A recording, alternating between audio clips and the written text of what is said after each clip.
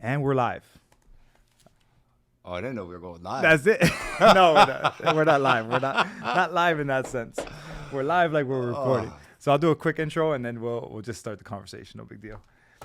Hey guys, what's up? This is Adrian. I forgot what the name of this podcast is because I don't know what the hell I'm doing. But the name of this podcast is How Did You Get Here? Or how did we get here? Because that's a question I always ask myself: is how did we get here? How do you get to this moment in your life? How did you get here into this office? But beyond that, what has happened in your life during all those different paths that kind of unfolded, and how the fuck did you get here? That's basically it. Okay. I'm ready for this. Yeah, so there you go. So first and foremost, I know that if you want, go ahead and introduce yourself. His name is Joe from Legacy Fit. Stempien from Legacy Fit. Uh-huh. I work at the Legacy Fit Kendall location. I've been with the company 12 years. 12 years. Been working. That's it. Working. Actually working. Working. Not work from home. It's going to work every day, putting in work. It's a little different. And you're a huge believer in that too, because I've seen that you talk about that a lot, about work.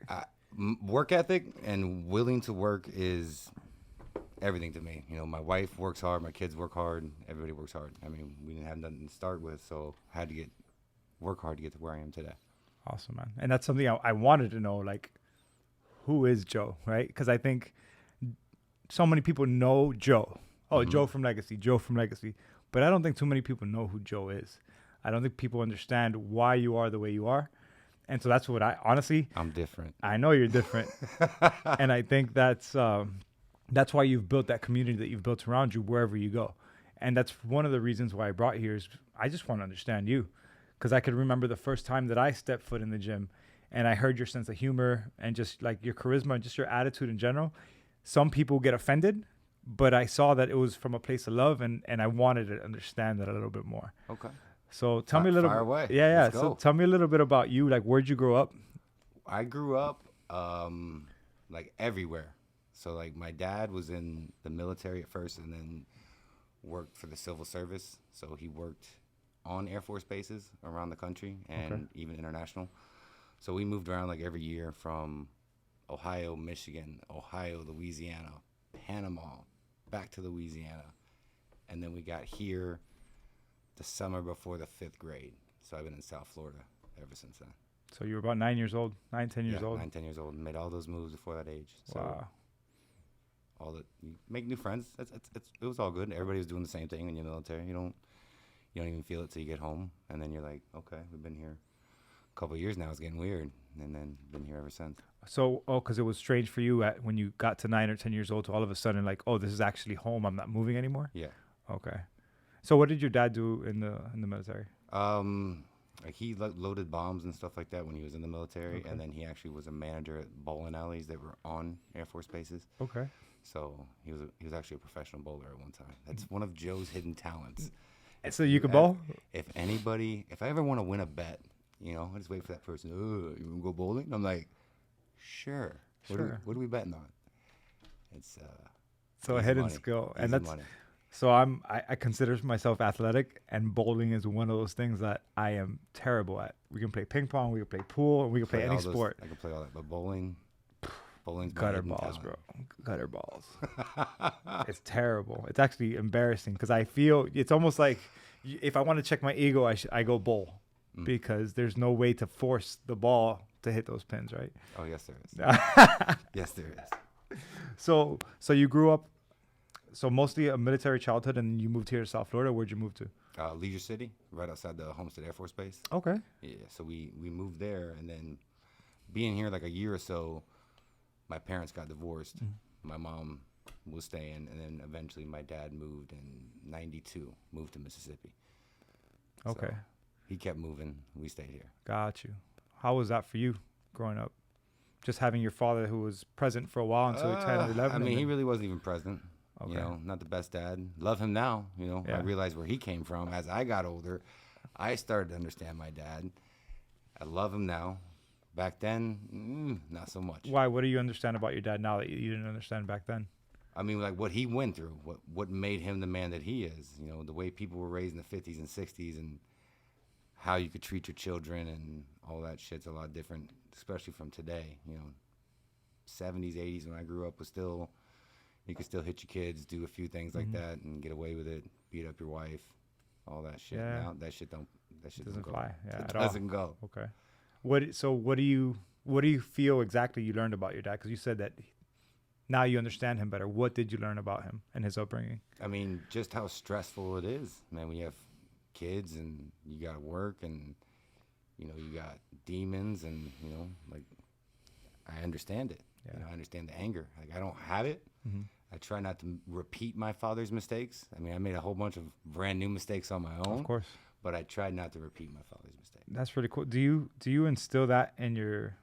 I'm sure you do, but I'm just going to ask you anyways. I'll just give you the example. This morning, I was having a conversation with Eva, my daughter, as I was dropping her off at school, and I said to her, like, Eva, I'm not going to be perfect, but I have good qualities.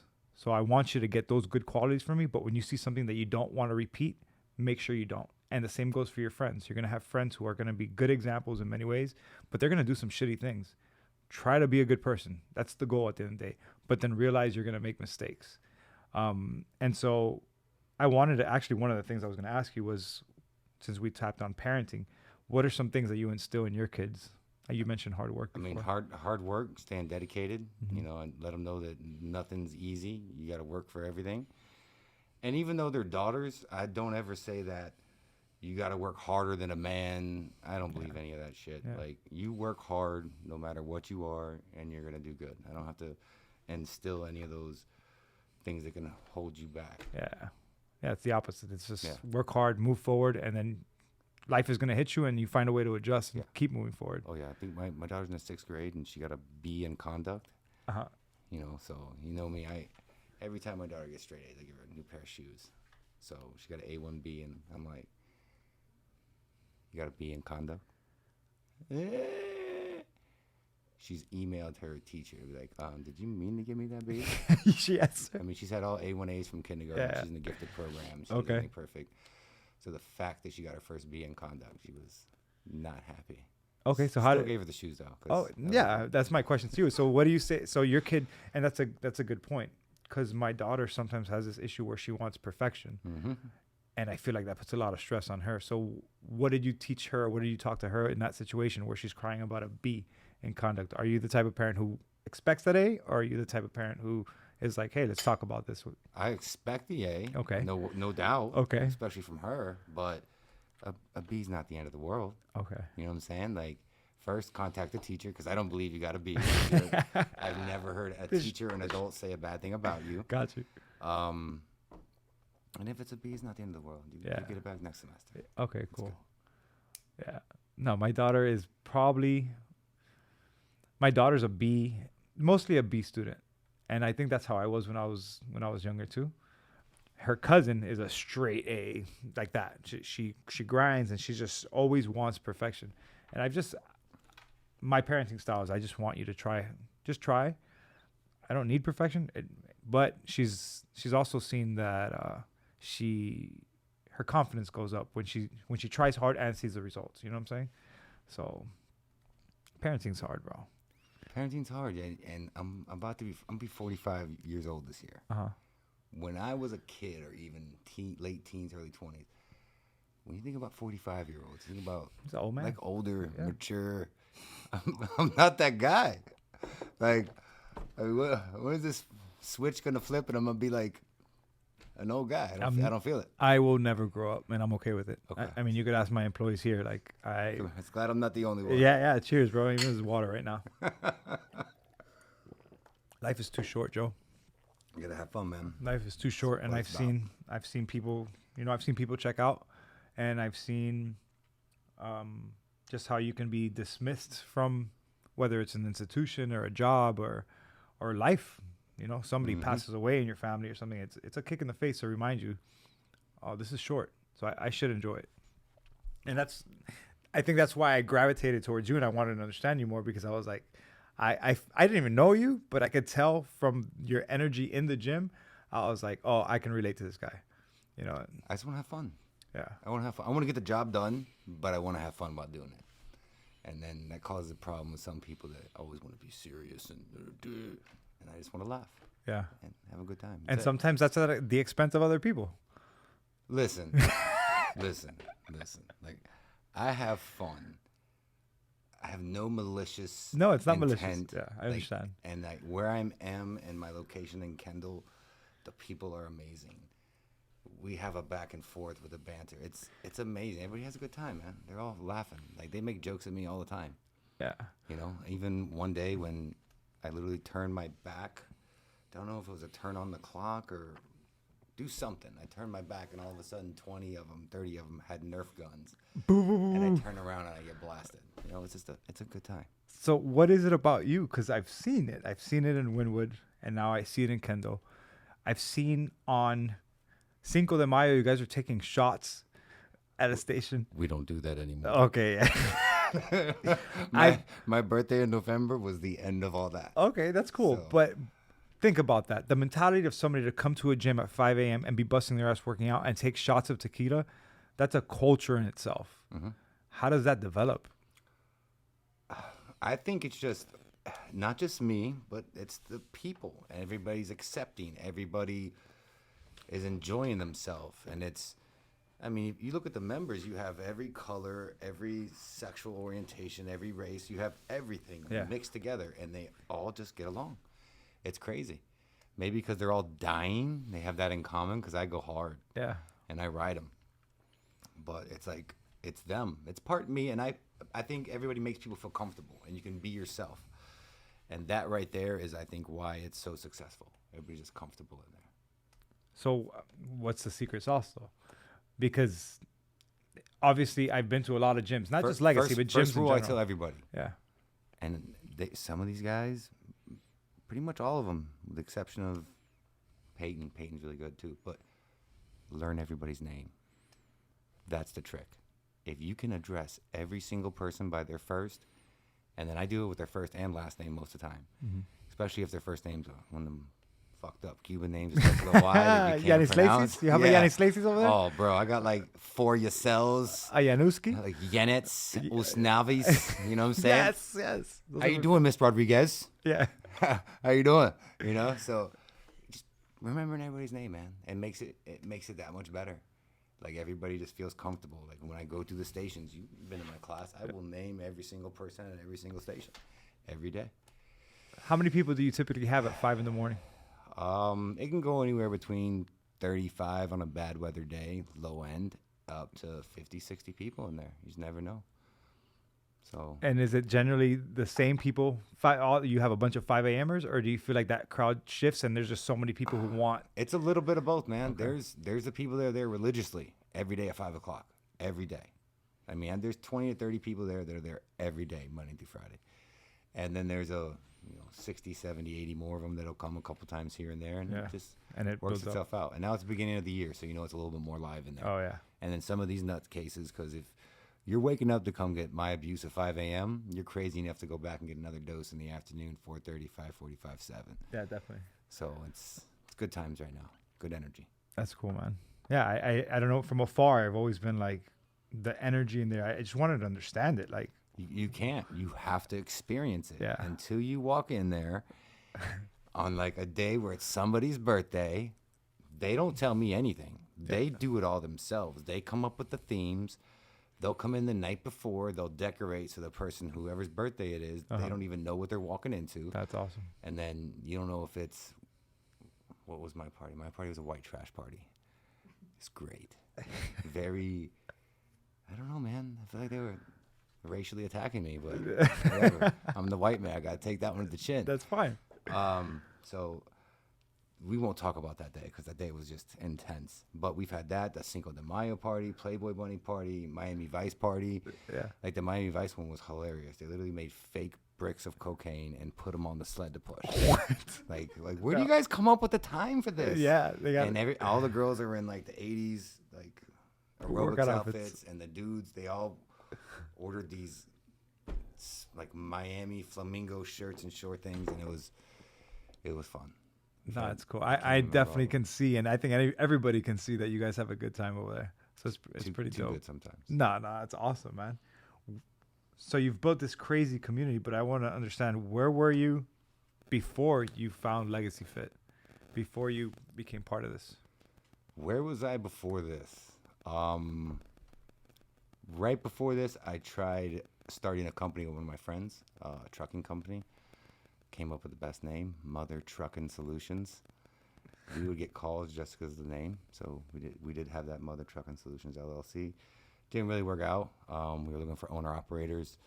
A lot of those guys didn't want to leave where they were. It was hard finding them. We couldn't afford to get our own trucks. And then my buddy had been doing it for years, and he was making a killing.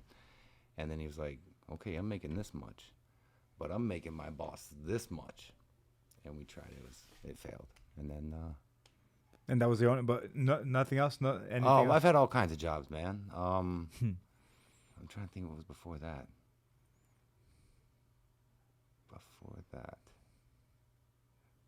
Company called CBON, like sales, Maximum Staffing Solutions, so staffing nurses and stuff like that. Okay, I'm familiar with Maxim, yeah. Yeah, so when you graduate college, I graduated my bachelor's in business administration, business management. And you go to school, you're like, all right, cool. I'm going to get out of here. I'm going to be a manager somewhere. Yeah. No, you ain't. No, you're not. You got to come in here. You got to work. And then you get hired with jobs, and they didn't care what your 4-year degree was. You know, I'm working at Maxim. My buddy Eddie next to me. I'm like, what's your degree in? He's like, philosophy. Philosophy. Okay, whatever. And then the other guy, I'm like, what's your major? English. I mean, what are we doing, man? What is this whole college thing?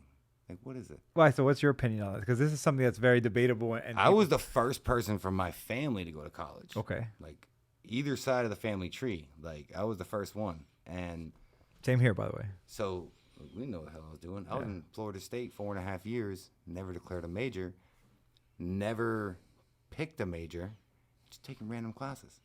As long as they pay your tuition and you don't fail, they're not going to fucking pull you aside like, hey, buddy, what are you doing? Yeah. So 130 credits, didn't have nothing that would suffice as a degree, and then left school, and a few years later went back to FIU and finished my bachelor's. Took like a year and a half there. So when did you find fitness as a passion? Or that's a funny story too. I've always been into sports, you know, played a lot of basketball, football, baseball, even soccer when I lived in Panama, because that's pretty much all they had. Wait, what were you doing in Panama? Told you, my dad. Oh, like, because we moved around. They had like pre-Noriega, they had a bunch of bases in Panama. Yeah. My dad's actually has some cool stories of his conversations and his dealings with Noriega. You know, Noriega was a big bowling fan. Bowling was really big in the 80s. And Noriega tried to get my dad to coach the Panamanian team. That's how good my dad was. Wow. Yeah. So then coming back here, you said Panama, and it threw me off. But so then coming back about your fitness journey. Oh, yeah. Like I always played sports. Yeah. You know, messed around with the weights here and there. Nothing real serious. And then I'm 19, trying to think the date, 20 years old. 20 years old, getting into a lot of trouble. I think I'm going to prison for a long time. And that is what kickstarted my initial fitness journey. So we can't just skim over that. I have to understand this a little bit more, if you don't mind. What do you mean? You almost went to jail for what? Can we speak about this legally? Yeah. Listen, this all happened in 1998. Okay. You know what I'm saying? Like, all how right. long ago is that? Oh, you know, I was 24 adjudicated years not guilty, pled no contest. I'm not a convicted felon. but this was I'm not worried about that. They're just fights that got out of hand. Fights that went into other people's houses, so they kind of got different felonious charges. Gotcha. So, you know, it is what it is. Yeah. So, like I said, when we went in there, and 20 years old, you think you're bulletproof, you think you're immortal, and you know, if you see me now, you should have seen me when I was 20, 25, and you know, they call you in, they call everybody in, go in front of the judge, they state your bond, everybody comes out, and then they call you and your two co-defendants back in, and you're the only ones they call back in there, and they're like, you know, this charge is punishable by life in prison. I gotta crack open a beer since you're sipping on whiskey, and I will not have whiskey. Thanks, appreciate it, but I mean, it kind of looks the same. Looks the same, but that's Blue Label. This is a cheap beer. Sorry, let me not disrespect my Cuban people. Don't do it. This is They will cancel you. yeah, they will cancel me right away. Over this a is beer. Palma Cerveza, an exotic beer from Cuba. It's actually a light beer. I just like it. So, I don't know why it's just every once in a while I hear a little feedback here, but it's all good. We're still working on this podcast, people. It's not perfect.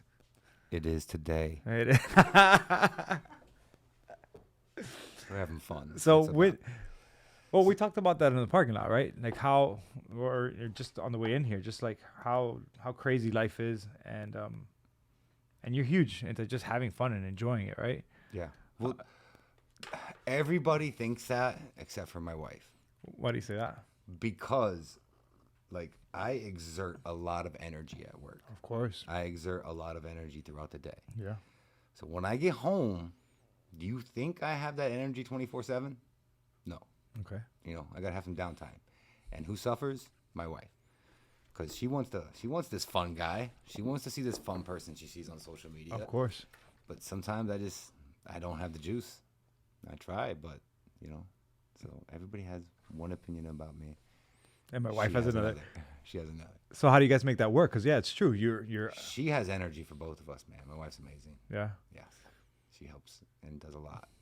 I'm a lot to handle, and she handles me.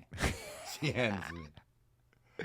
Well, that's good, man. Yeah. It obviously from social media, it looks like you have a great relationship, but it's good to hear that. How important do you think she is in your life? I don't think I could do this without her. Like, we're so different from two totally different backgrounds from, literally opposite ends of the country. She's from Southern California. I say I'm from here. I've been here long enough. I'm like a quarter Cuban, bro. My kids are Cuban. My wife is Cuban. I'm claiming it. I'm glad. Right? There you go. So I even got my Cuban bread shirt. I'm official. Yeah, that's how you made it. So listen, what she doesn't do, I do. And what I don't do, she does. We're just like... It's a team. So different, so opposite, but it fits and it works. It's crazy. Sometimes are you ever in the shower? Are you just like, how the fuck does this lady put up with me? Because I think that about my girl all the time. I'm like, I don't know. No, I'm not allowed to handle, man. Like, I work my You're ass not off. allowed to handle? I mean, not at home. Like, you know, I might get in trouble for, talking here and there, but... I'm a pretty good guy. I stay home. I don't go out. Yeah. I got to be up at 3 o'clock during the week. 3 a.m. I've been up since 3 a.m. today. How do you survive? How do you do it? How did you adjust your today. life to waking up at that time to be ready for work? No choice, man. I had no choice. Like, I woke up between 3 and 4 o'clock weekdays for 12 years now. So I'm used to it. Like, I don't even need an alarm clock. I wake up. And I hate that. Does anybody else hate it when you wake up 10, 20 minutes before your alarm clock and you're like, just sleep? No, you know what? I've accepted it, Joe. I just know that I'm up and I got to be up. I do that a lot of days, but some days you're like, yeah, I just want to sleep a little bit more. Yeah. Like, I couldn't get that last 10 minutes, 20 minutes. Yeah. It's crazy. And the older you get, the more you got to pee throughout the night. Write that down. Okay? So don't drink water after 6. After 6 now, bro. I need to be hydrated. So how did you find Legacy? How did Legacy find you? What's that story? My college friend Reed, a guy that I was known since college when I started my fitness journey and all that, and he was working with Manning at the Wynwood location, and he brought me in to help with what he was doing. Reed and Manning didn't work out. Reed made an exodus. Manning was like, "Hey, you want to stay?" I was like, yeah, because I was, I just had my kid. She wasn't even, a few months old. And I had enough money I can just try to do something I wanted to do. I hated working in an office. I hated being corporate America. I hated little people that would talk to you and you couldn't string them by the neck type stuff, I'm a little aggressive. So whatever, I was able to chase my dream. Manning taught me a lot of stuff, worked really hard for a couple years. Not really hard. I think I've read before that you were sleeping there overnight. Yep, I've slept there. What's that about?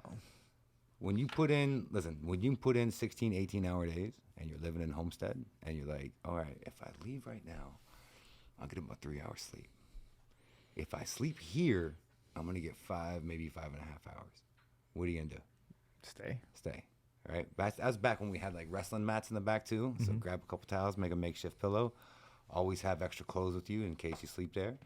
We have showers and all that stuff. Shower in the morning, And that's it. It was interesting though when you hear the mice though. But whatever, man. We had to make it work. I've never missed a day. Never been late. Never been sick. Never had to call out. Never. I don't get sick. Still haven't got the Rona. Write that down. All right? I have. I think I've had it twice, actually. So Nothing, bro. Nothing. I'll figure. Never had the flu. Never had a flu shot. Another secret. Another fun fact about Joe. Imagine this. My mom always pushed us to be great. And she always pushed us to go to school, right? My mom didn't graduate high school originally. She went back and got it and did all that shit in her 30s or 40s. I had perfect attendance from kindergarten to 12th grade. Never missed a day of Wait, school. kindergarten to 12th grade? Kindergarten. My to 12th daughter grade. just missed a week. She went to Colorado skiing like 2 weeks ago. You're not poor, okay? I've been skiing on my honeymoon, all right? And I still haven't recovered, and it's been about 2 years. What do you mean? My wife's from California, Okay. right? She skied. She grew up skiing. She's very coordinated. She's great at skiing, skating, roller skating, ice skating, all that. Winter sports. We don't do winter sports down here, At right? all. So me being the boneheaded alpha male that I am, trying to keep up with my little 5'4" wife, who is just skiing, like going. Like I don't think I saw her fall, and I am doing somersaults down these hills. And it was so bad that when we took the plane ride home, you have to stick up your arms to go through the scanners. Sorry, sir, I cannot lift my arms. If you got to take me to the back and do what you got to do, I can't lift. I seriously could not lift my arms over this. My shoulders were so jacked up. Everything hurt. It felt like I've been in gnarly car crashes. Nothing compared to me skiing. Sorry, me falling. Yeah, because you weren't skiing. No. You were mostly falling. No, a lot of falling.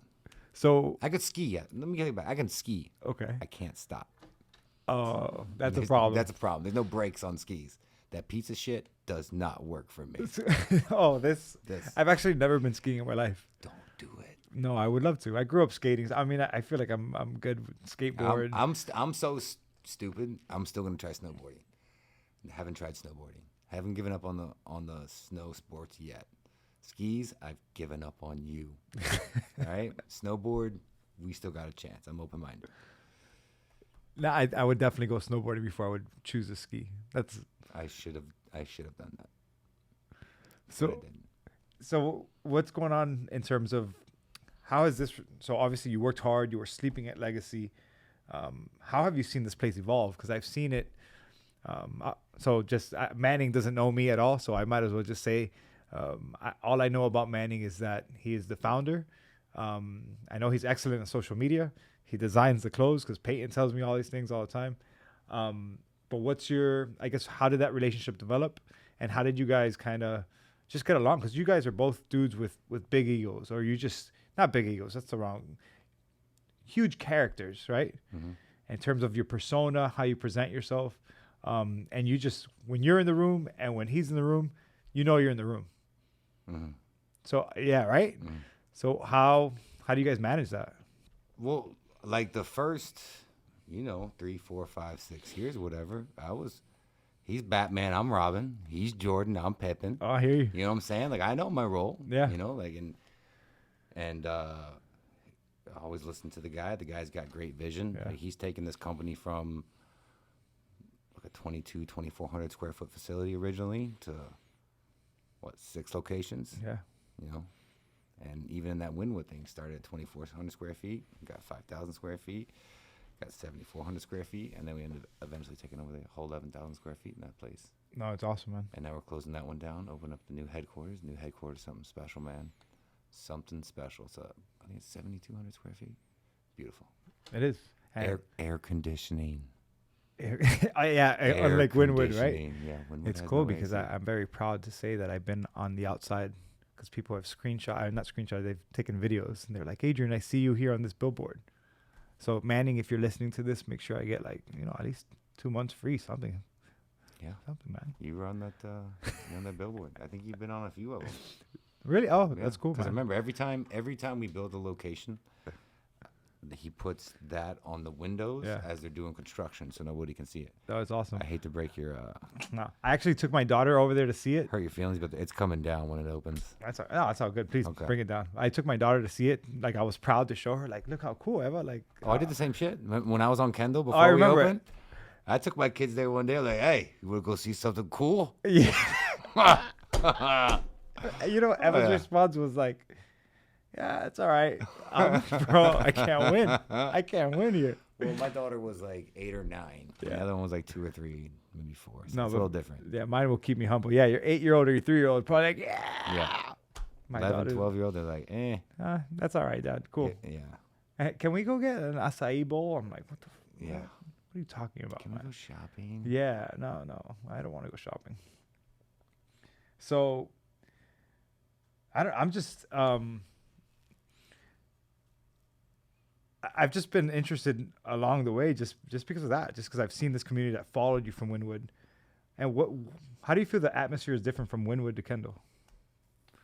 I think it's very similar, but it's just different types of people, man. Yeah. Like, you've been to Coral Gables. Oh yeah, I've been to all of them. The people that live in Coral Gables are different than the people that live in Kendall. Yeah, And they're different than the people that live in Pembroke Pines, in Fort Lauderdale, and Doral. And every location, you have different types of people. I don't want to stereotype people. I'm not judging people. no. But every area, it's like different people. I mean, you're going to have a little bit of more variety, but like, it's just different. Different. Like different. Not good, bad, just different. What do you think is the element within Legacy that brings this sense of community? Because really, while you're there, you're not talking to people. You're meeting with whatever partner is going with you. Well, that's the thing. You've been there. It's people will get there 10, 20, 30, 40 minutes before it even starts. And they'll sit there and talk to people before it starts. Yeah. They'll stay 10, 20, 30, 40 minutes after class talking to people too. So there's plenty of talking. There's plenty of community. You know, but I think it's more of like a sense of accomplishment, man. Like every single day, it's like you're running a race and you finish. It's you're competing against yourself and you finish, and you guys all have that same satisfaction. It's like them versus me versus them. Like I feel like it's a toxic relationship where they want me to be as bad and as hard on them as possible, and that's what makes them happy. And I give it to them. Give it over and over again. But I'm a different person in Kendall than I am in Wynwood. Like Wynwood was just different. Like we started off as a boot camp, right? We don't mention the B word anymore. We're strictly PIT, partner interval training. Okay. Right? So like when we first started this out, we didn't know what we were doing. Mm-hmm. It's all trial and error, from the pieces of machinery we got in there to the way we ran the classes, from the clocks, the times, the system. Manning perfected it after so many years, but in the beginning, it's a boot camp. They want you to act like a boot camp instructor. Oh yeah. No. The only boot camp instructor I ever met was the guy from Full Metal Jacket. All right. Most people listening to this are not gonna know that reference. Watch that movie. Most people right? are only watch the first like 30 to 45 minutes. Yeah, After that, half. It sucks. Once boot camp's over, yeah, it sucks. whatever. You might you get the great scene that was turned into a 2 Live Crew song, "Me So Horny."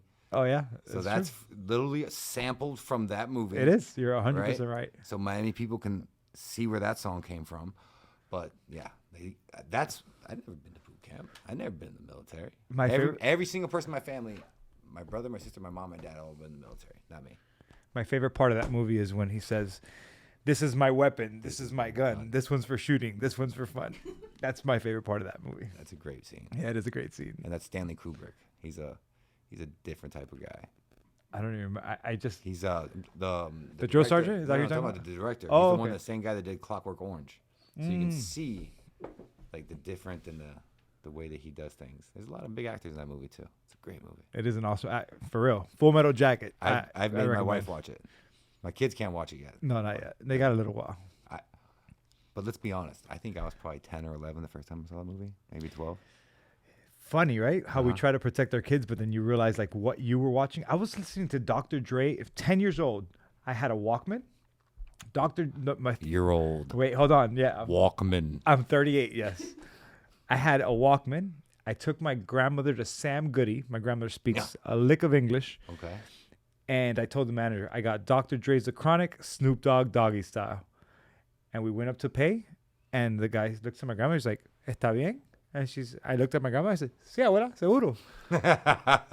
And boom, that's all. And now I listen to that and thinking when I was 10 years old, that's what I was listening to. Yeah. My mom got me all that stuff too. It was great. Oh, my mom would not. If my mom would have listened to that. like you name it, my mom got us all that. What's up with that? Like your mom was just a free spirit or what? My mom was a cool mom, man. My mom was awesome. You know. So let me ask you this. So if your wife was allowing your daughter or your daughters to listen to, let's say they're 10, Snoop Dogg or Uncle Luke or NWA, would you approve it? I don't know. Like she listens to all that new rap hip hop that I don't like. Yeah. You know what I'm saying? Yeah. Like I don't like this new genre because it's not rap and it's not hip hop. They need to come up with some other term for it because it ain't it. It's give you your own shit because you're not. Don't listen. Like this music is so bad. Yeah. But my daughter's like maybe like your daughter. I think most of the music they get now is off of TikTok. It is off of TikTok. It is. It's off of TikTok. I tried to. I get some of the songs too because I'm trying to get into social media a little heavier, look at the reels because I see that's like how to get a lot of stuff. And there was a song my wife posted on a story with my daughter when they're ice skating. It has a "Go Little Rock Star." Have you seen that one? No, I haven't. So I love the little 5-second reel. So I'm like, man, I want to hear this whole song. It's literally "Go Little Rock Star." The entire song. There's not another word. What is that? I heard it. What is it? It's called Little Rock Star. Oh, I'll listen to it. Yeah, listen but at least I already know the lyrics, so I'll be able to sing You along. got it. Yeah. You got all the lyrics. That's it. All 4 words. Did your wife realize that song only had 4 words? No, because remember, they just see other clips. Like you go through reels, right? I do the same thing. Yeah. And then when you hear a sound that you like, you click on the bottom right corner, you save that audio, Yeah, you can and use it that's it. later. Yeah. That's it. And you're only going to hear a couple seconds of it. That's all you care about. But then once you start, you're like, okay, it's a 2.5-minute song. Go little rock star. Yeah, I'm okay. I think I don't need to listen to it anymore. It sounds cool though for 5 seconds. For 5 seconds. 2 minutes, not so much. I got in the shower and played the song, and I was like, I was about to get out of the shower and turn it. I was like, oh, I could tough it out. And I'm yelling at my wife. She was like in the room. I'm like, do they say any other words? I don't know. Bad. What's your daughter's or what's your parenting style in terms of social media, telephone, stuff like that? My daughter's. Is it even a telephone or is it just a cell phone, right? Yeah, Anyhow. I think my oldest daughter's had a phone since she was 3 or 4. Okay. I know she had one at 3 or 4. I bought her an iPod Touch because they look like phones back then because little kids won't leave your phones alone. Mm-hmm. So you get her a fake phone, but you could still FaceTime on it. She could FaceTime you 2-3 years old at any time if she had Wi-Fi. But I got her the watch that was a phone that I had a GPS app, and she could only call 5 people. So it would say like Mama, Daddy, Oma, Tio, and she only had hit those buttons, and those are the only numbers that could call her. So she's had a phone since she was in preschool. Okay. And then she's probably had a smartphone since she was 5 or 6.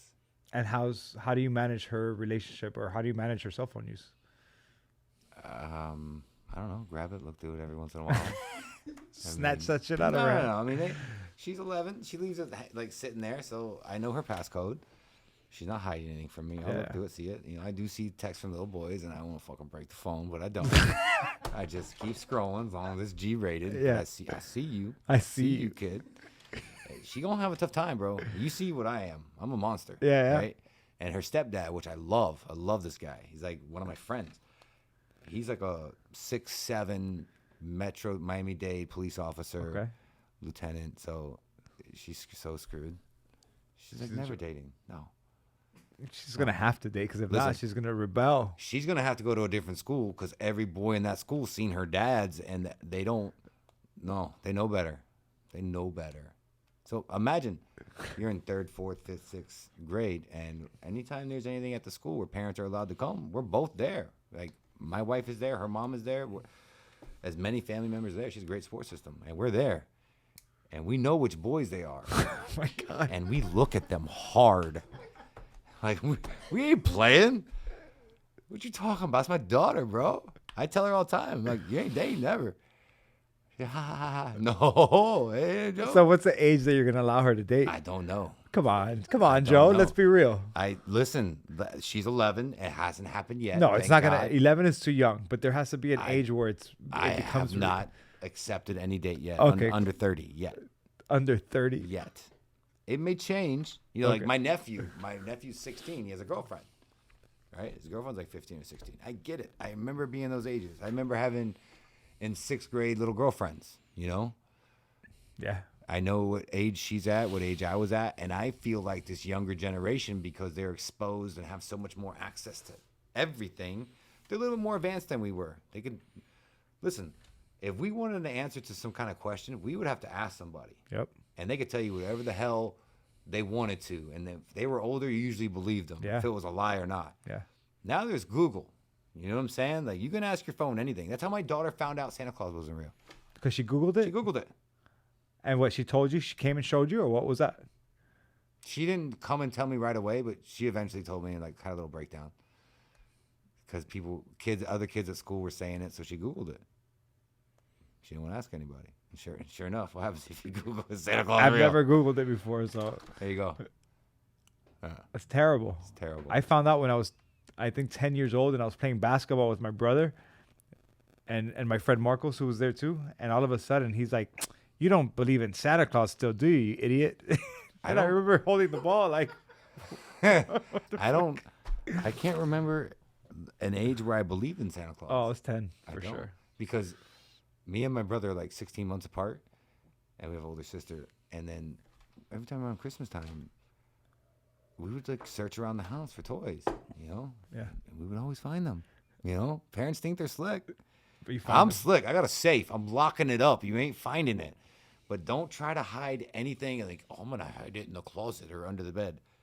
No, dumbass. Your kids are going to find it. All right? They're going to look That happened everywhere. to me.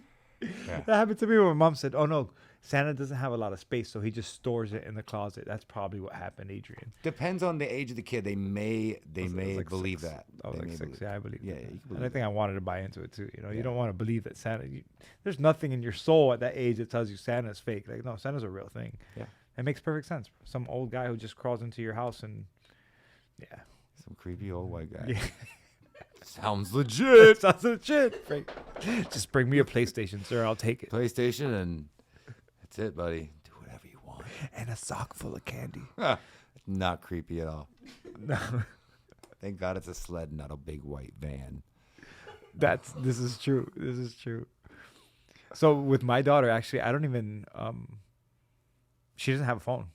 So I was Really? actually, yeah, my daughter doesn't have a phone. I think my youngest one's had a phone like her whole entire life since she's like 1 or 2. She's So- had an iPhone. But it's cool to hear your perspective because my daughter had a phone, I think when she was like 10. But I started looking through TikTok and I just didn't like what I was seeing. I didn't see how it was benefiting her, you know? And I said, you know what? I think you're gonna do without a phone. But the crazy part is, despite not her, Does she have a computer? she has a computer, yeah. What's the difference between a computer and a phone? The phone is on you all day. So throughout the day in school, her friends are scrolling away. She doesn't have that access at least while she's in school. It's easier to monitor. Look, I'm not saying there's no right. Does she have an iPad? She has an iPad, but she doesn't always have access to it. Just ask for it.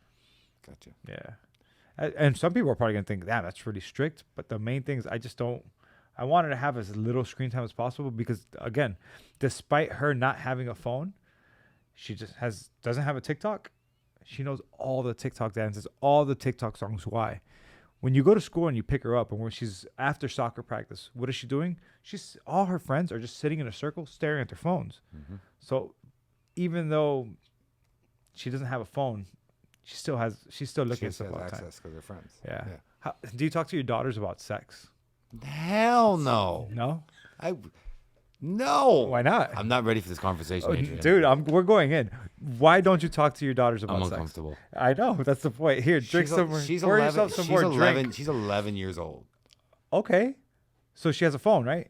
Yeah. Her friends at school have a phone. Yeah. Do you think that no kid at school has talked to her about sex?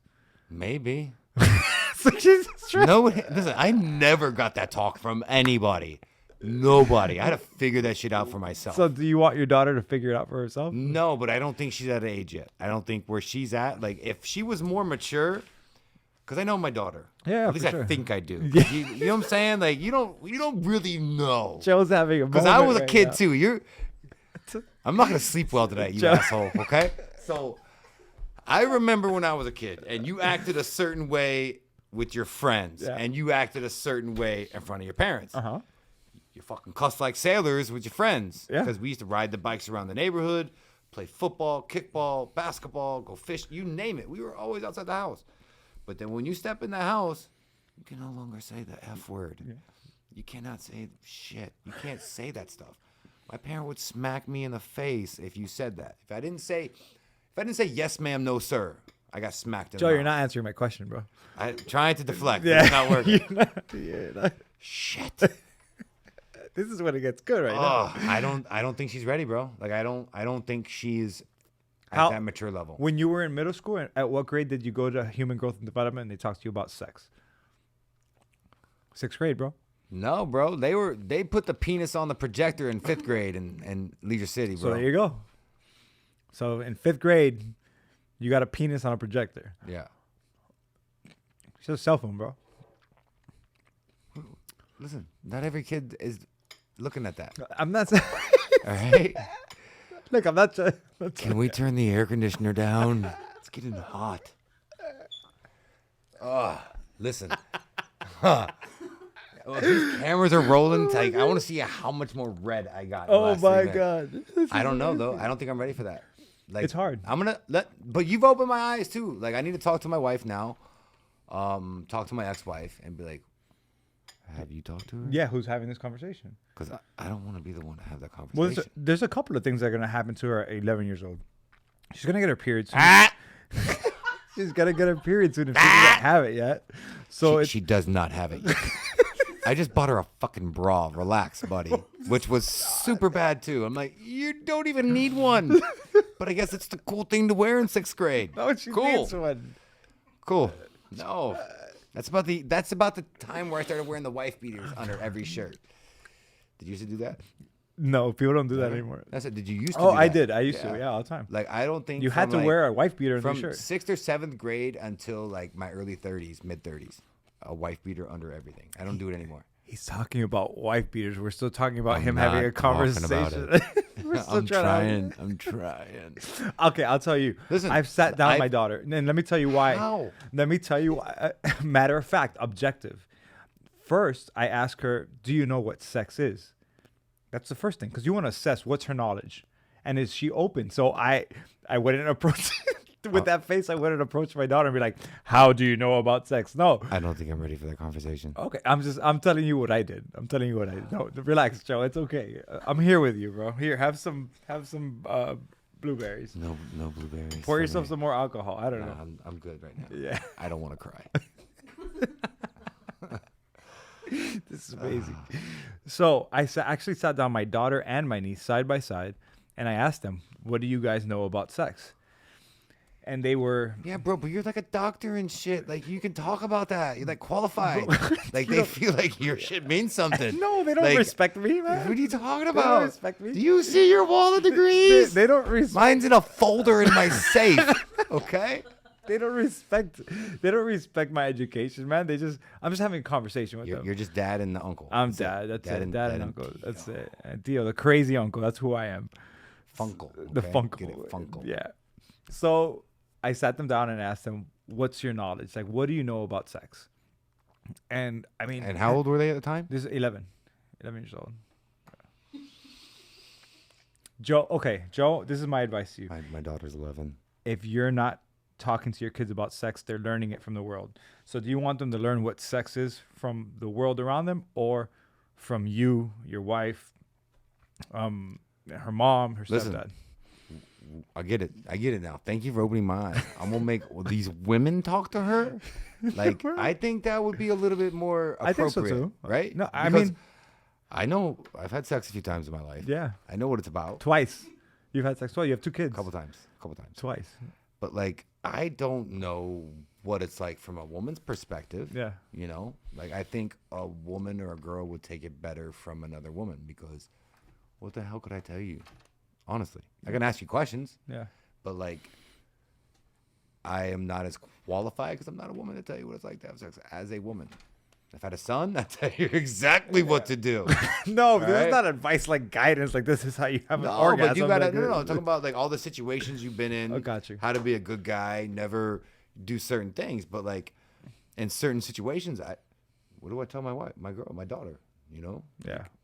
you have to know everything. Once you open up Pandora's box, No, there's I no disagree. going back. I disagree.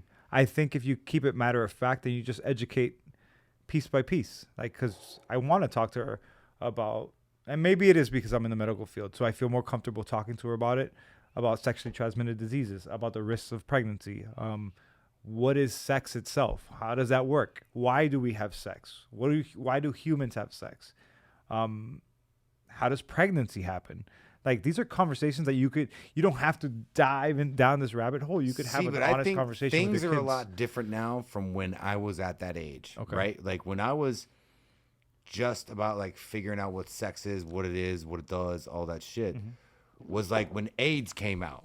You know what I'm saying? That was heavy. Yeah, so the government and the news and all that shit scared you into from having sex or unprotected sex. Yeah. And some of it was just scary. Well, you know, Eazy-E's dying. Yeah. Magic Johnson's got AIDS. And it's like, what the hell's going on?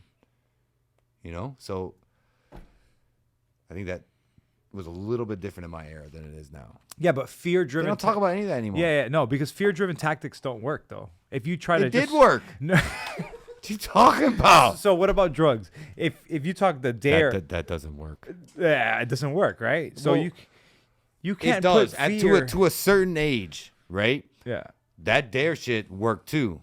Like, but to be honest, when they start telling you in like the 4th, 5th, 6th, 7th grade about these drugs, we didn't know what these drugs were until you exposed us to it. You taught us what they were. Yeah, I didn't know what cocaine was. Yeah, and I've been seeing it since 6th grade and like demonize it. And then, you know, sophomore year in college, different story. Yeah.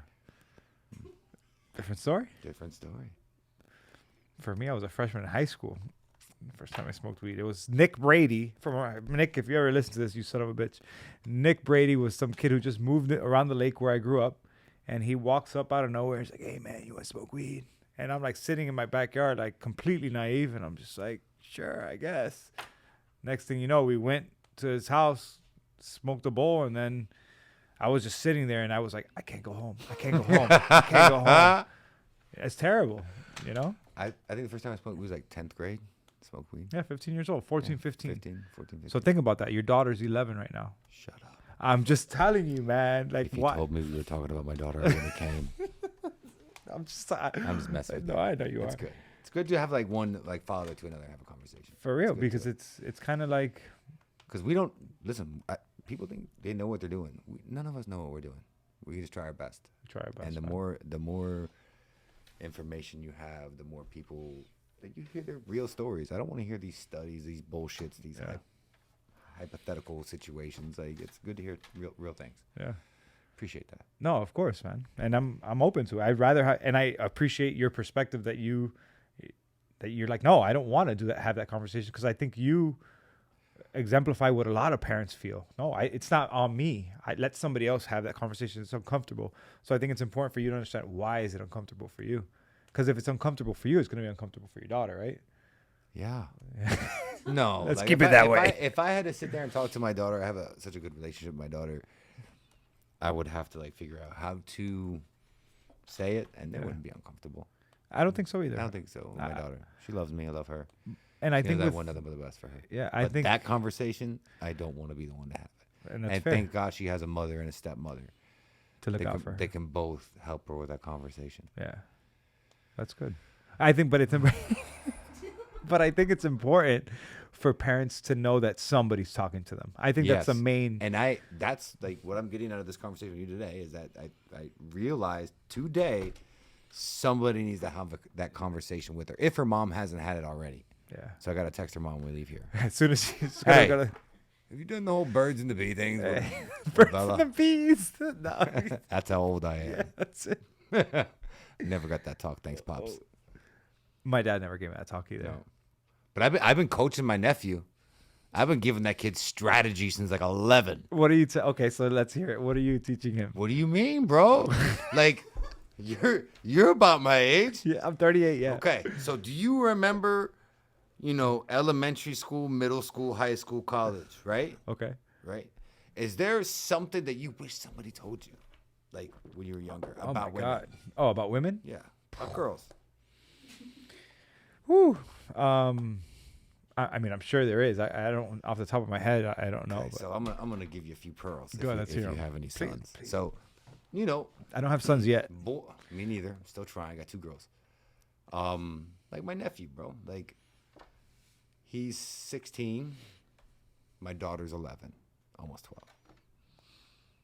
I've told him, be very nice to Bella. There's going to be a point where you're like 24, 25, 26. Her friends are going to be 20, 21. Smart. Yeah. I hear you. You don't want to be that dickhead cousin. Everybody has that dickhead cousin. Yeah. That they don't And that like. dickhead cousin is not invited. No. He's not invited. Right? Not just that. Do you remember being in 6th, 7th, 8th grade, 9th grade, 10th grade, right? Where there were certain girls that looked a certain way. Maybe not too good, maybe a little fat, maybe a little skinny, but not too good. Uh-huh. Then all of a sudden, 10th, 11th, 12th grade, them girls are banging. Yeah. Right? It's true. Sound like macho. Be nice to every girl, not just the hot ones, because some of them hot ones ain't going to be hot for long. And some of them not so hot ones are going to be the hottest ones. And if you were nice to them when they were not hot, they're going to remember that. Yeah. These are pearls. Write that down. Right. Got people taking notes today. Yes. But you're right. I mean, I think. I'll never forget, bro. I went to a middle school, Uh-huh. Redland, right across from Nosberry Farm. Right? And because they bussed me in from Leisure City, there wasn't a lot of us. We all went to Homestead. Most of the people that went to that high school went to South Dade Senior High. Back then, there's only 2 schools. There's girls in middle school that, weren't shit. And then when I saw them again later in high school, and then some of them freshman year in college again, I'm like, holy shit. Thank God I was nice to them in middle school. It all works out. And I learned that lesson. Nobody taught me. So when I was able to pass that down to somebody else, felt good. Felt good. Pearls of wisdom. So you mentioned that you don't have a boy yet. So tell me a little. I know you mentioned to me in the parking lot. So We're just trying again, man. Me and my wife, we've been trying for a minute. So she doesn't have a kid. I have 2. She has none. Oh, I didn't realize both of your daughters are from your first marriage. No. Tell me. I have a daughter from my first marriage. Okay. I have a daughter from another relationship. And now I'm married to another woman. And we're trying to have another kid. Wow. Yeah. So she's a rock, man. She's and solid. They're all Cuban. And they're all Cuban. For those of you guys listening, Joe just put a imaginary gun to his head. Yeah. Fun times. We're not touching that one. Which one? Any of it. What do you mean? Any of it. I love Oh, my no. wife. No, and I know that. And don't worry, we don't need to go down that road. She's going to listen to every minute of this podcast multiple times. Sharpening her fucking knife. She's going to be like, why'd you say this? What do you mean, baby? I love you. I know. I love you, Jessica. Shout out to Jessica. Shout out to Jessica. That's the funny part. I don't know whether to call her Fernandez or Stempien. What do you mean? Because I'm a Stempien. Mm-hmm. She should be a Stempien. But she still likes to use Fernandez. So I fuck with her sometimes. I call her Jessica Fernandez. It's hard to give up your last name. I wouldn't want to do a hyphenated name. Not only that, yeah, and it's just a mission because of all the paperwork, right? Well, no. Like, once you get married, when you do all that paperwork, if you do it, when you get married with the application, license, all that, it's not that hard. Getting your name changed back after being no longer married is a little bit more difficult. But, No, I know people who have been through that. Yeah, I can imagine it's difficult. Yeah, it's just a pain in the ass. Mm-hmm. And I'm terrible with paperwork, so I would never want to go through that. Mm-hmm. Thank God we're men. Well, then again, like, imagine if you've been a certain name for 30-something years, everybody knows you as that name. Of course. If you change your name, they're still gonna know you. That's interesting. So, why do we do that? I don't know. Historically, I don't even know why. I don't think. Why did a woman take a man's name? I think now. I mean, we all know that. The masculine culture. Yeah. You're taking my name. Yeah. Whatever. But now it's different because of social media, the way that we connect with everybody. Like, if you're known by a certain name for so long and you change it, it's a little different. Back then, 90s and earlier, I don't think you didn't really have a name. Yeah. It's a lot different. It is different. Times have changed a lot since we were kids. Oh my God, night and day. Yeah. You mentioned, so you guys are trying. Is it okay if we talk about that, or is it not? Is that too sensitive? Yeah, we're not gonna talk about that. We're just trying. Okay, that's cool, trying. man. Yeah, It's hard. it's hard. It's hard. That aspect is hard. Yeah. Right. Is when we have dead air because we have to scramble and find something else to talk about. I can make bad jokes all day long. You know that. That's true. So I wanted to talk to you already about kids, your kids' relationship with social media. My youngest one does have an Instagram page. She's had it since she was 3 or 4 years old. Is that the one that dances? Yeah, her mom manages that one, but she technically has her own Instagram page.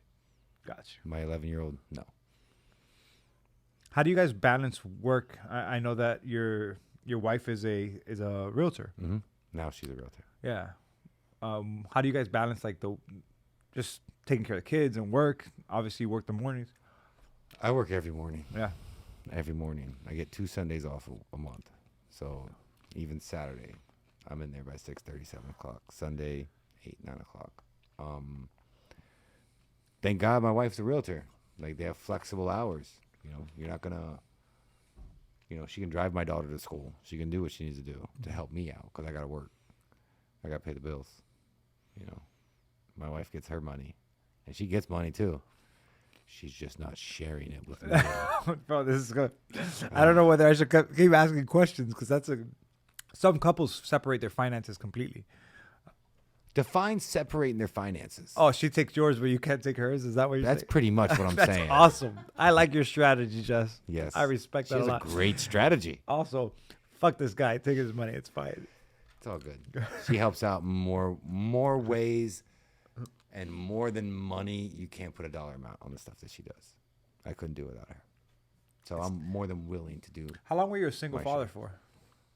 I don't know, a couple years. What were those years like? So if you look at those years from where you sit right now, and my mom helped me out a lot. Okay. My mom's retired. She's a retired captain in the Army, so she's at home. Okay. Pension, retirement, Social Security, all that.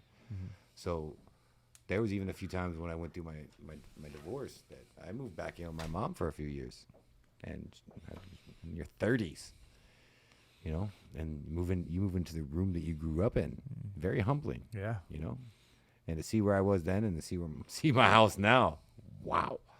What were you going through then? And what advice would you give to Joe sitting in your mom's house in your 30s?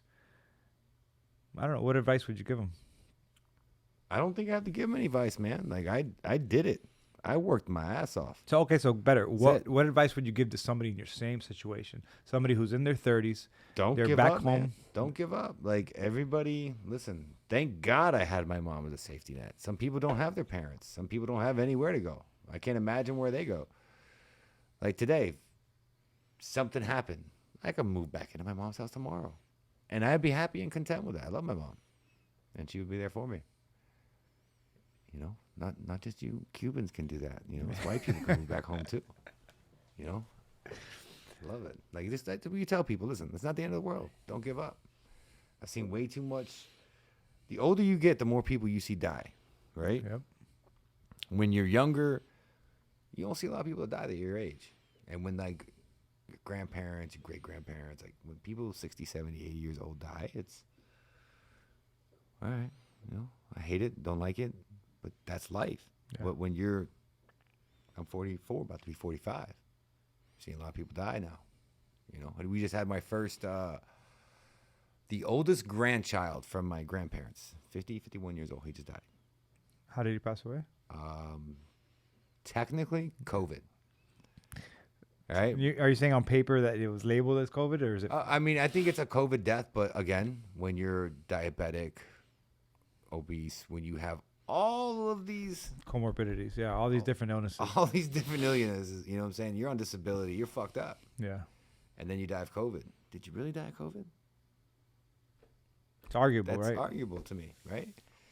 If you have all these issues, right, and you have a heart attack while having COVID, do you die of a heart attack? You die of COVID. You died of a heart attack. That's how I see it. Yeah. Is that how it's being marked? No. Is that how it's being recorded? No. But there's also obviously this is extremely controversial, but part of this is funding, right? And we know now that hospitals were getting More money. kickbacks from the government based on that death being labeled as COVID. Listen, That's I try to stay out of the COVID, the Yeah. politics, the religion, all that stuff. I'm a white man. I'm not allowed to talk about that. Yeah. I don't want to be canceled. But COVID, is it real? Yes. Do people die? Yes. Do people die every day? Yes. Yeah. You know, like, I want to see the numbers. Like, let me see the deaths from 2018, 19, 20, 21, 22, 23. Did more people die the past couple of years than the years before? Or are we, like, still dying off at the same rate? Yeah. Is the average age of death still the same? Hey, you're barking up the wrong tree, man. Mm-hmm. I know there was definitely a spike in deaths, and there was an increase in hospitalizations based off of COVID. Yes. Were people dying that had multiple comorbidities? Yes. But were some of those numbers being misconstrued by the media? Yes. Well, we'll see.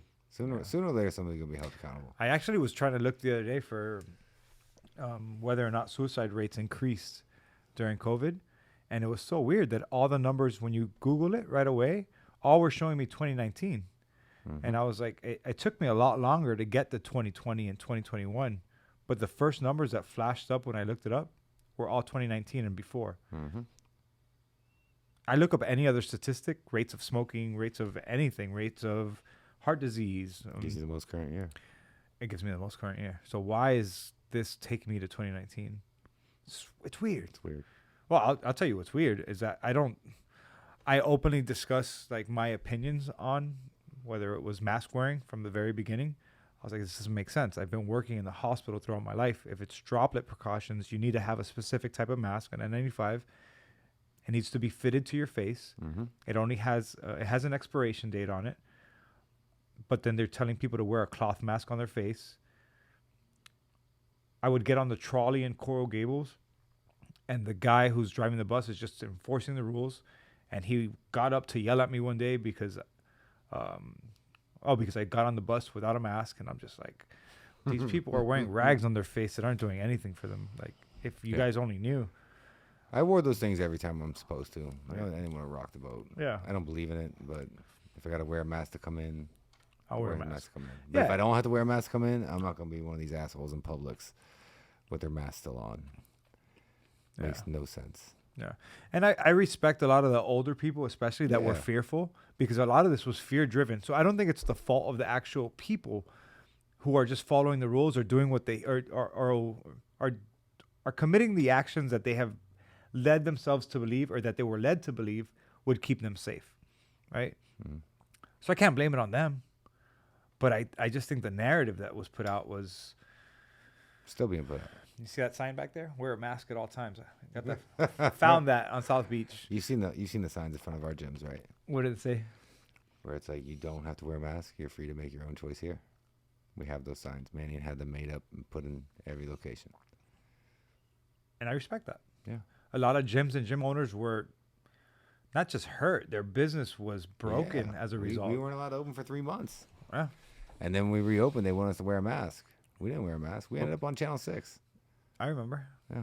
Have you ever tried to work out with a mask? Have you ever been in a full sprint with a mask on? Why would I?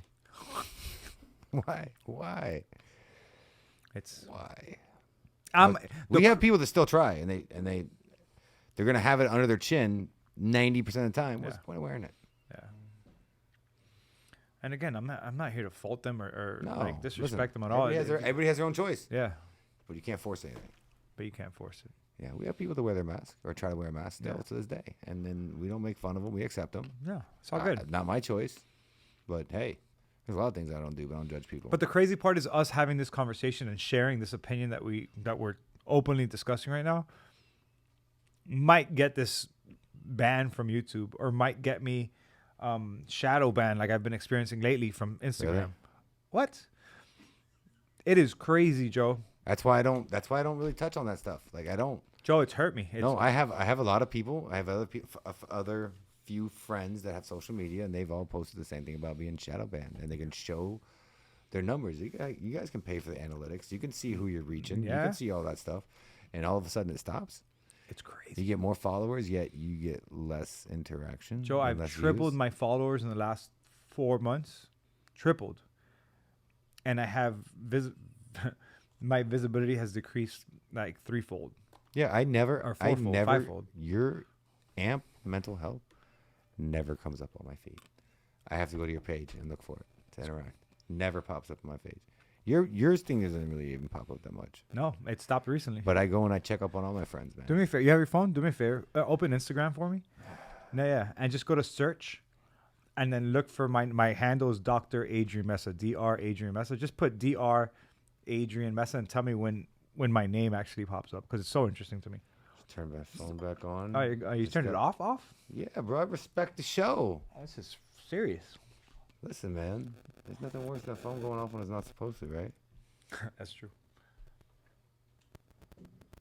Well, here's the funny thing. I put doctor, right? You have 7 new. And then Dr. Mortgage comes up before Dr. Adrian. Watch this. So far we got Dr. A. Let's see if I put. Still not there. Dr. Still not there. Look, Dr. Adrian Pompa is there. That I don't even follow, right? Yeah, you don't follow her. Yeah. We're still going. Still, Dr. Adrian. M. Still not there. M. E. Still not there. S. Now I pop up. Yo. They got you, bro. They got me. They got you. They got me. So you have to go that far into a search in order to find me. So people have even told me, I had a phone call yesterday from a psychologist who's in Fort Myers. It's like, Adrian, I was looking for you on social media. I felt like I was misspelling your name. I couldn't find you. Because you normally look up somebody else. Look up your wife. Put Jess. Right? Yeah, I know. I'm sorry. But how soon does her name pop up? When you put in JESS or whatever? As soon as I put in Jess. That's it. Her name is up. Yeah. So people have reached out to me and said, hey, I'm trying to find you on my Instagram. And I didn't understand why you weren't coming up. And I thought either you got rid of it or they were just confused. Turn it back off. Go for it. Look at God. But how crazy, right? I don't know how they do that, but or how it's even legal, but they do it. I have other friends that are doctors and that are like, they're getting the same thing because they don't agree with what some people are pushing. But I wasn't pushing anything controversial. No. I'm pushing things that are now facts. Facts. That are now coming out. They don't want to hear facts. They want to hear emotions. They want to hear what they want to hear. Like facts. I mean, look at the whole Joe Rogan thing. They put more stress on what this guy's saying than what anybody else in this country saying right now. Yeah, he has a major following. But again, at the end of the day, what is Joe Rogan? A comedian? Comedian. Mm-hmm. Comedian? With a podcast. With a podcast? MMA analyst, whatever. Mm-hmm. Everybody's entitled to their own opinion. The guy's been on the earth 40, 50 years. He's not a dumb guy. Like, why are you trying to censor that guy? But why are you censoring? So Joe Rogan, I can understand why they're going to try to censor him because his reach is so much further. I mean, he has like 26 or 30 million followers on Instagram. But I have like 6,000 followers. Like, come on. Like, who am I? So it doesn't matter. So it's all formulas and so if you're worried about algorithms, me and if you post certain stuff, I've had people. My best friend Ray, Cuban guy, he's had his account canceled. They're like, "You're a bot." No, I'm not, because he's posted so much anti-Biden and anti-this and facts. They literally deleted his account. He had to create a new account. Yeah. And he showed me the email. I was like, "You're a bot." No, I'm not. And there's nobody to call. There's no number to call. Say, hey, why is this happening? Who can I talk to?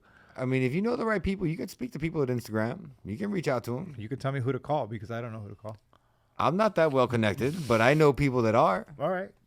Help me out, man, because this is, at the end of the day, this hurts.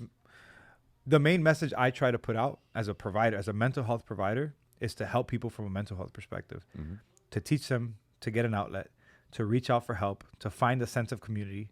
All these things a lot of the things that they could find at a gym, right?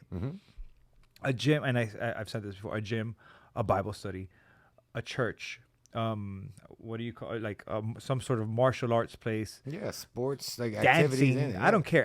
Any place where there's a sense of community, you're bringing people together, where they can build relationships, extend their network, interact, have an outlet, and just engage socially and physically, right? So if this is all I'm trying to put out over and over again, so it affects me, number one, financially, because that means that people aren't getting exposed to information I put out about my business, my practice. So I just think it's crazy, man. I think it's crazy, but I get it. So now I have to diversify my portfolio and find other ways to reach people. Yeah, like you can't just talk about things anymore. No. Like people don't want to talk about. They don't want to hear facts. They don't want to hear everything. People don't want to hear they were wrong, because it's not a good look for them. So you just gotta play by the rules. You know, like I couldn't if I got shadow banned on social media, I would lose business. I've lost business. I got mouths to feed. I got child support checks to write. Yeah. You know what I'm saying? Like I can't. Like, so I stay out of it. I'll post a funny meme here and there. Yeah. But I'm not posting too many facts. More funny stuff, but are still factual. But I think, putting out information, like written information, I think is what they want to eat up, because they don't want you swaying. Yeah, I mean, I put jokes about COVID, right, on my story.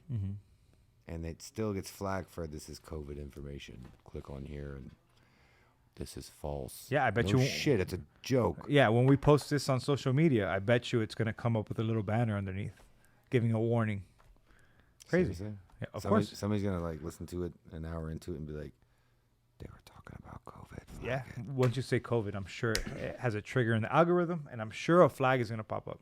I bet. No, they got enough voice recognition. It's strange, though. Are we an hour into this? Hour 17. Hour 17, yeah. That's my Jamie. You know Jamie from Joe Rogan? That's my Jamie. That's Erica. Hi, Erica. So what else, Joe? What else? What? I guess coming here today. What made you decide to come here today? Honestly, like you asked me to come, bro. I'm there. That's it. That's simple? as deep as it is. That's awesome. I love you, man. Like you're a good guy. Thanks, man. Like there's not a lot of good people in this world. Somehow I found a lot of them, especially through the gym. Yeah. I have a whole entire gym family. You know, if somebody's my friend, they ask me to do something, then I'm gonna fucking do it. You know, it took me 40, almost 50 minutes to drive here today from my house because I had a plan set up. Yeah. That plan Failed. failed, but wasn't because of you or anything bad. So I had time to go all the way back home, come all the way back over here. It was worth it, man. You asked me to come, I'm here. I'm glad. Anybody asked me to go anything. If they've supported me, I'm gonna support them. It's that simple. And that's the vibe that I got from you from day one. Like you just, I don't know why, but you just know. You're like, oh, this guy, he's here to help people. He's gonna look out for me. I'm gonna look out for him. It's that simple. Yeah, Be good to people. That's it. Good karma, man. it's true. Now, you mess with me, that's another story. Yeah. You know, but Oh wait, that's a good story. Actually, I got a good story for you. Shit. Yeah, I got a good story. let's hear this one. So I get a phone call from you. Mm-hmm. Whatever, not a big deal. I guess there was some sort of issue you had with somebody in the gym. I'm not even sure, but you called me and you were like, "Hey, let me ask you something, bro. Were you talking shit?" Oh yeah, I remember this. Yeah, you called me and I was like, "What? Joe, what are you talking about?" Yeah. I just listen. I just know that somebody was talking shit, and I'm pretty sure it wasn't you, but I just want to make sure. Were you talking shit? And I was like, "No, Joe, I have no reason to talk shit about you." And I believed you right then. But then the next thing out of my mouth was, "But if you want to run it, we can run it." Listen, man, I grew up differently, man. Yeah. Like I'm an old man now. I got responsibilities. But there's still some gangster down in Of here, man. That course, I you hear want to you. like. Sometimes you just want to go.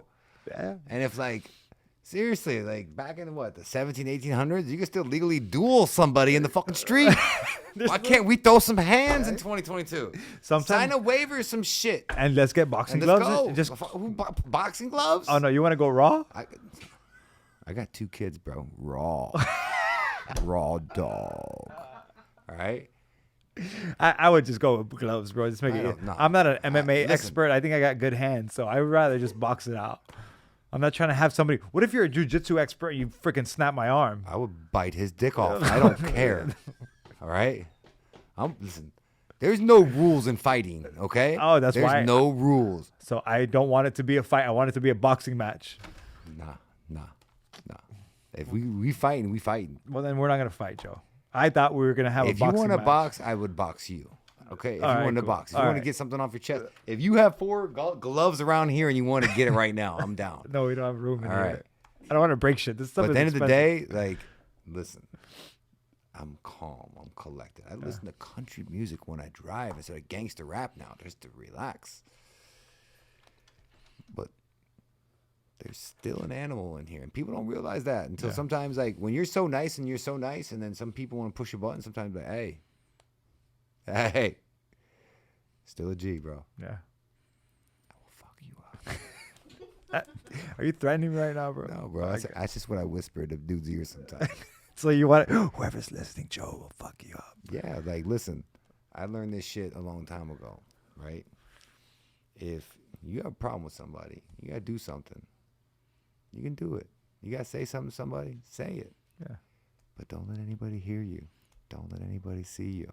At the end of the day, it's your word versus theirs. Unless there's a fucking camera like there is everywhere now. I used to get away with so much shit in the 90s before there were so many cameras. That's it. Now you're done. Now, Everybody bro, will pop out their everybody cell got phone. a phone or there's a security camera. You're going to get caught now. Like, you're going to get caught if you're not covering your face and you're not following certain protocols. But like the random dumb shit that we did, I seriously, I'd be in prison still from the shit I did in my early 20s. I won't ask. Thank you. I won't ask. Fun times. The FBI is listening in. Nah, listen. My charges, what is that? The time has ran out. I can't be charged. I'm good. Except for one thing. We ain't talking about it. Statute of limitations. Statute of limitations are out on 99% of them. Oh, So no, we but can there's talk that about one. 99%. It's 1%. Okay. I won't touch that 1%. Thank you. What was I gonna? What's up with? Talk to me about the weights in the gym. Like sometimes I see you guys fill up that sled, Mm-hmm. and how do you get the very?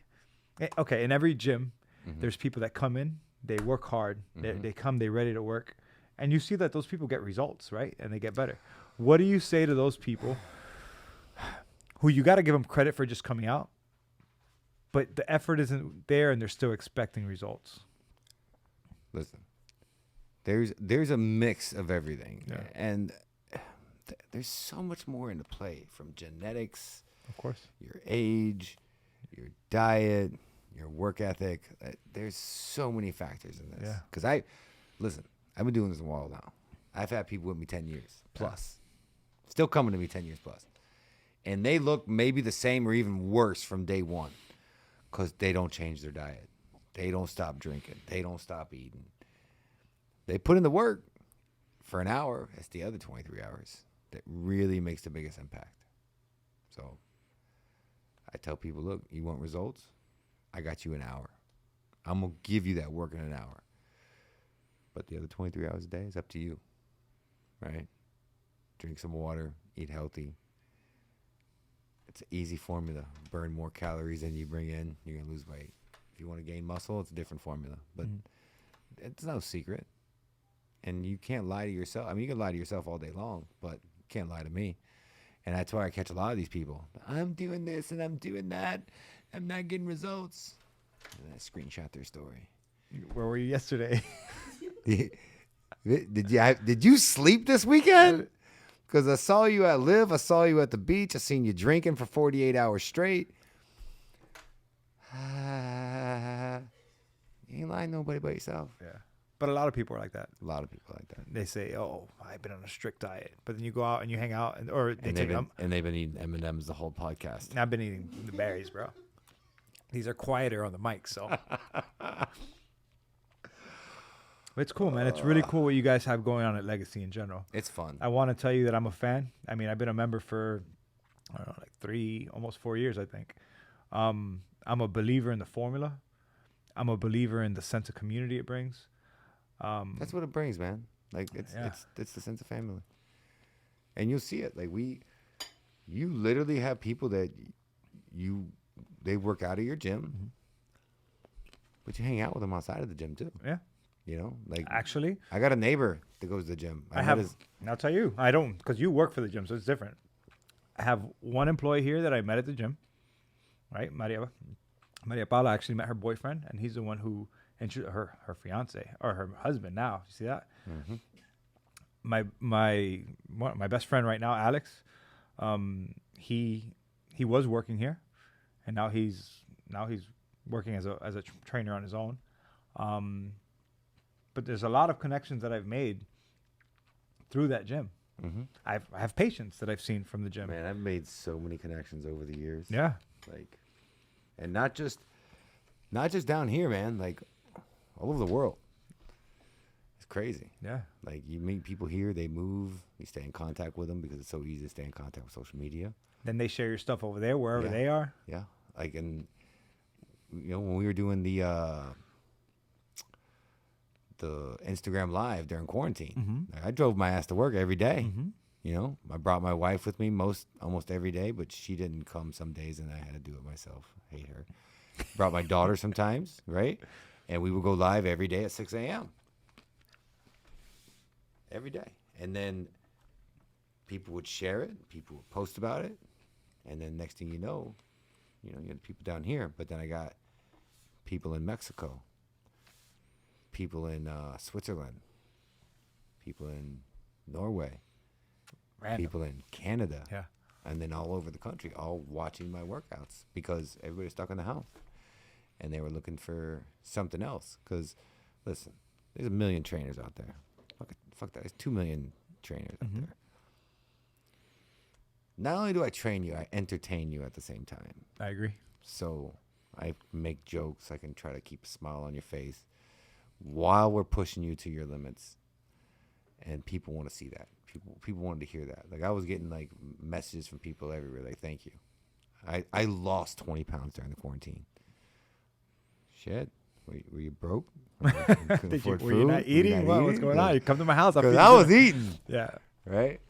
I mean, that was a hell of a quarantine, man. Like, I went through, like, you want to talk about mental health. I went through a hell of a 6-month stretch where there's good stressors, there's bad stressors. Of course. End of the day, they're all stressors. I remember that from like Psych 101, 1000, whatever in college. Where, imagine this. I worked in Wynwood 10 years. December 2019, I switched jobs. I go to Kendall. I'm like, let me see if I can rebuild this. Yeah. And I did, right? December 2019, that happens. 2 months later, I get married in Vegas. Amazing. Vegas, Elvis. It's the best thing ever. Classic wedding. Right? Yeah. February 29th. I still won't have my first anniversary for 2 more years. Smartest man alive. Write that down. February 29th, leap year. I hear you. I'm going to write this down for real. Write this down. You only have to buy her a present every 4 years. All right? Get married 29th. Go on the honeymoon, Lake Tahoe. I think we get home the 5th or the 6th. The next day, I close on selling my house. I ended up renting my house back from the person I sold it to till the end of the month. So I can get all this shit out because the wedding, at the end of the day, I was like, I don't want to deal with this shit. I'm trying to buy a new house. 10 days after I sell my house, 11 days, quarantine hit. You're shut down. You got to sit home. I'm like, fuck. So then me and my wife move in to her 1-bedroom apartment in Coral Gables, 100 Andalusia. And we stayed there the whole fucking quarantine. Because I was trying to buy a new house. But once everything happened, they made me wait a couple more months because they wanted to make sure I was still making money. I had to prove I was making money through March, April, and they let me close my new house in May. So for that March to April to May, I was stuck in a 1-bedroom apartment all day long. So we were happy to get out and go drive and work out, right? Do that. Go through all that stuff. You think that your gym's going to close. You lose business. You go through everything. What was your mentality like then? What were you thinking? Listen, I'm like, at the end of the day, if the gyms don't open, I'll go to the client. Like, I'm not going to sit there. Like, I ain't going to lie to you either. Like, I was still training people the whole time. Yeah. I go to their house. Yeah. Right? Mm-hmm. Like, people ain't going to stop working out. I got enough equipment. I had a dude in the Gables. Love this guy. I won't say his name. He used to come train me in Wynwood. When the whole thing happened, I tried to train him at his house. He was so out of shape. Couldn't do it. I mean, couldn't do basic stuff. Uh-huh. So then after that, we just walked around Coral Gables. I literally got paid To walk. to go for an hour and a half walk, $100 an hour to walk around Coral Gables. It's a good deal. 3-4 days a week. But he needed it. He needed it, and he loved it. And even when he's a very busy guy, he's an attorney, a lot of money. So even we were walking, sometimes he'd be on the phone, power walking. Remember one time we started walking, next thing you know, we're at UM's campus. Mm-hmm. Turn around. I think we had 2.5 hours of walking that day. Nothing else to do. Yeah. There was nothing else to do. No. It was dead. The streets were dead. Yeah. I would drive to people's apartments, people's houses, wherever.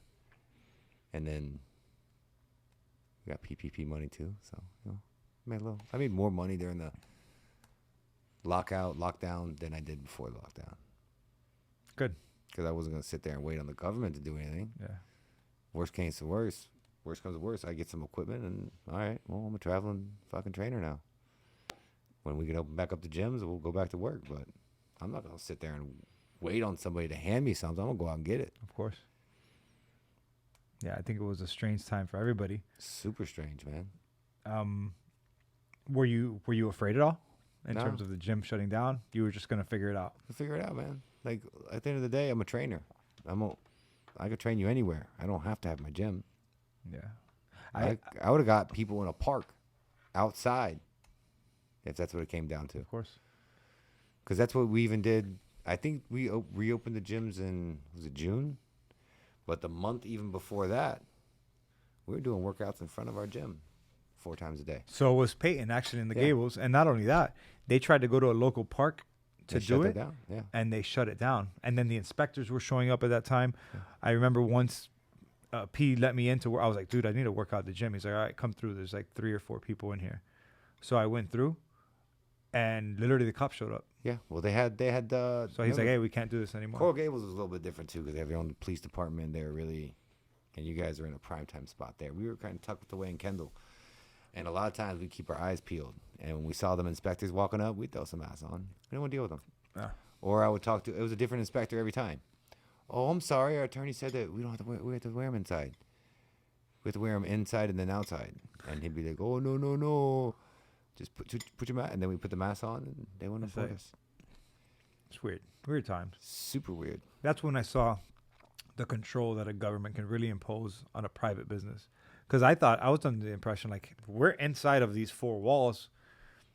We can't be, like, and we have our own beliefs. Like, we have a choice. Yeah, we should have a choice. Yeah. But I found out we didn't. We did not. We had no, and that's the problem that I had. It's like, okay, all you businesses have to shut down for 3 months. You're not allowed to make money. You're not allowed to come to work. But you still got to pay your rent. What? How? Residential's one thing, commercial's another. What do you mean I got to pay rent?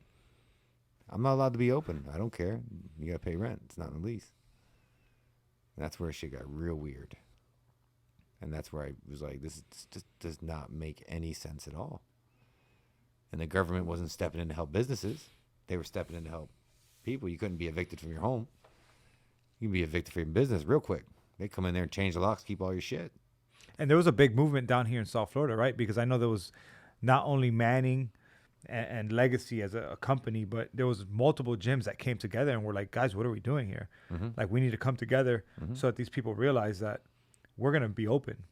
Yeah, and there was other gyms and other dudes that were trying to play martyrs, you know, up north where they were stayed open and didn't require masks. And they were getting fined and getting arrested. We didn't care. Like, we're still gonna go to work, man. Like at the end of the day, we gotta feed our kids too. We gotta feed our families. I'm not gonna rely on the government to give me anything. So we didn't have that luxury to sit there and wait. We were working. And then I have the one crazy story where we had inspectors and all that. But as I told you earlier, we made the news one time where had to be one of our competitors because we're killing it when we first opened. And it was New Year's Day. Was it 2021? Yeah, probably 2021. Yeah, because 2020 started, right? Mhm. And 2021, yeah. So January 1st, I was open. You know, this past January 1st, January 1st I've ever been closed. Because I was like, I've made it. I can take a day off. All right. So we did a class. Had 50, 60 people in there. New Year's Day, 10, 11 o'clock, whatever it was. And we took a big group photo. None of us were wearing masks. We were all huddled up. Posted on social media. And then the next day, Channel 6 was at our gym. Asking for a comment, asking for a statement. They came after I left. So Dustin had to deal with it. And what were they asking? They were like, why aren't you wearing a mask? You know, why are you guys violating the 6-foot rule? Why are you doing this? What's your company's official statement? And then Dustin has to text Dan Manning and text me, and he's like, no comment. Our official statement is no comment. Yeah. So then, sure enough, they sat out there in the parking lot, and they tried to talk to every single one of our clients walking out. None of our clients wanted to talk to them because they love what we were doing. They were sick of being stuck in the house for months, you know, and then they can't work out with a mask on. So then that night, the 5 o'clock or 6 o'clock news comes on, and a lot of people are still home. So my phone starts blowing up. Everybody's sending me screenshots and video shots of me on the news for not wearing a mask. And it was like one of the headlines, one of Miami's gyms is in the news today for not following COVID protocols and blah, blah, blah, blah. And sure enough, they grabbed my picture from my page where I'm sitting right there in the front, posing with all these people, and they talk shit. And then that was it. I'm like, whatever. Next morning, in my 9:30 class, so about 9:50, 10 o'clock, seriously, 5, 6 cop cars pull up. And then they all start getting out of the car. I'm the only business open. Sweet Tomato went out of business. All the other places went out of business where I'm at.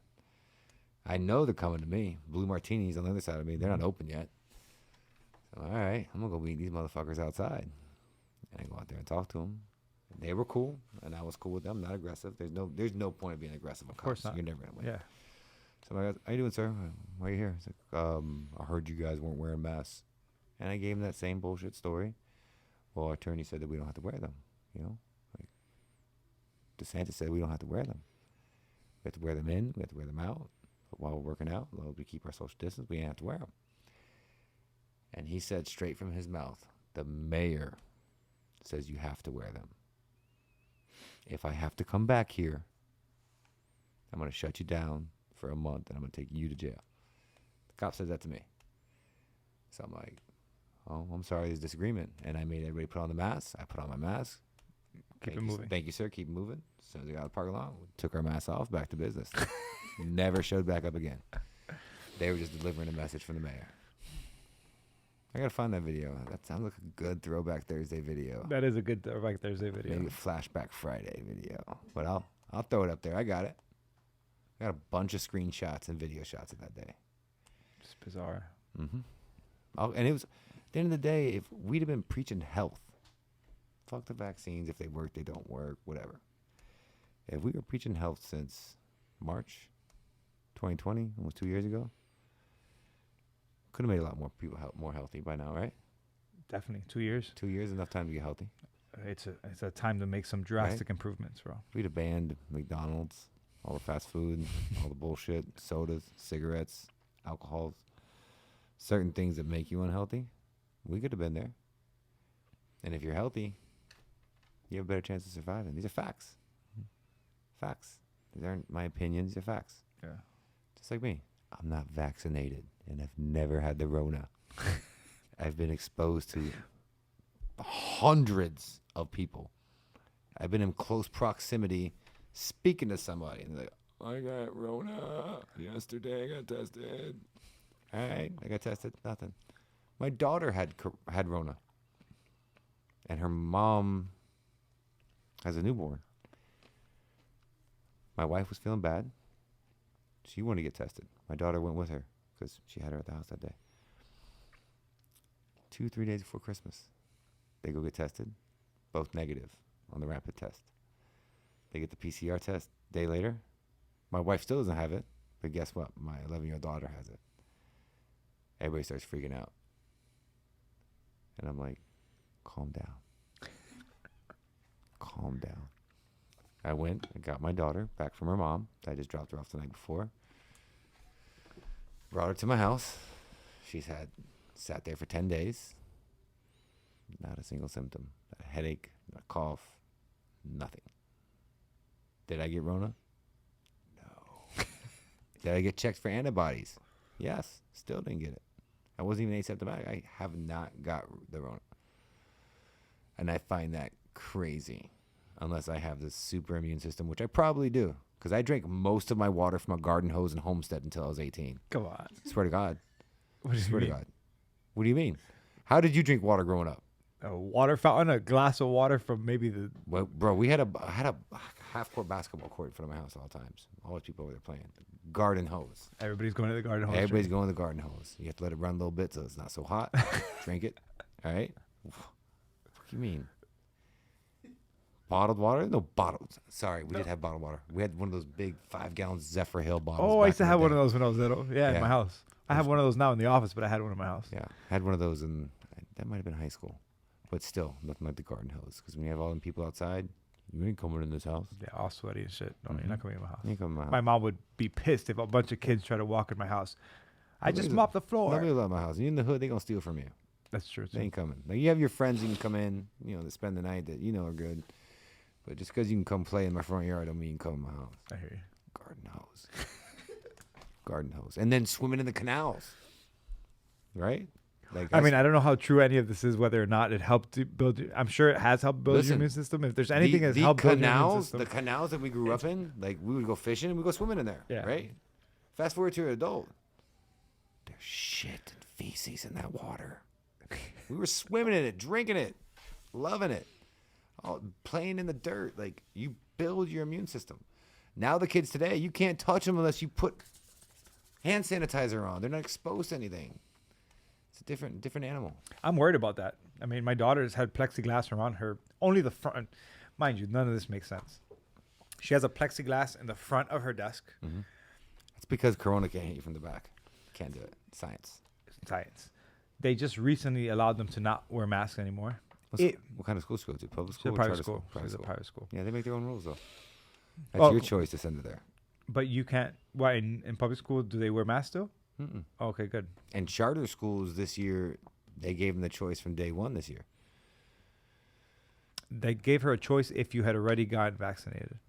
No. The charter schools were one thing. Private schools have their own rules, and public schools. There's 3 different sets of rules out there. Did you see an impact that your kids? Did you see an impact on your kids from Corona in terms of either wearing masks, doing homeschooling?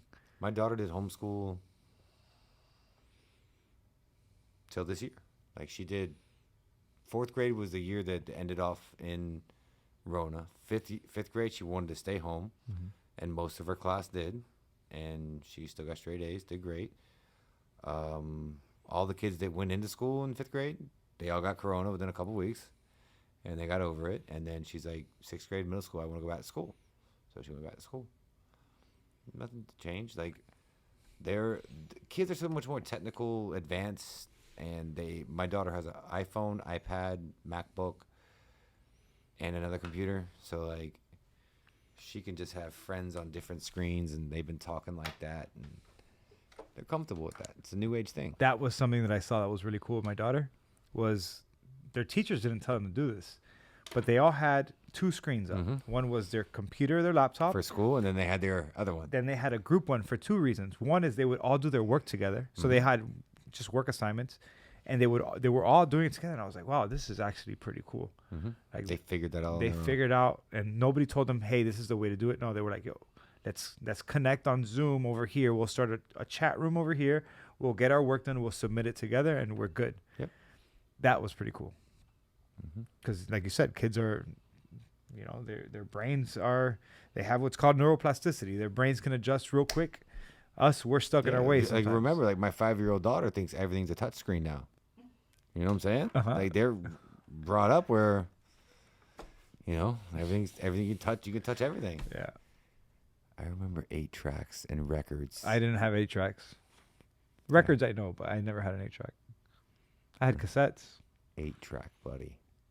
8 tracks. My mom had a record player and an 8-track player. This thing was giant. So you started off with Atari. Yes. Did you ever play with ColecoVision? Yes.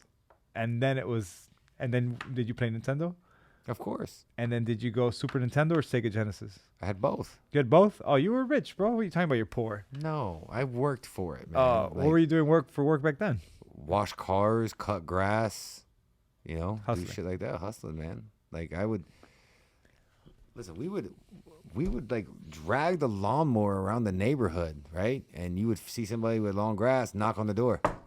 Hey, I'll cut your grass. $5, $10. And you cut the grass and they pay you. That's it. You ask people to wash your cars, or you wash your mom's car, your dad's car, their friend's car, your neighbor's car.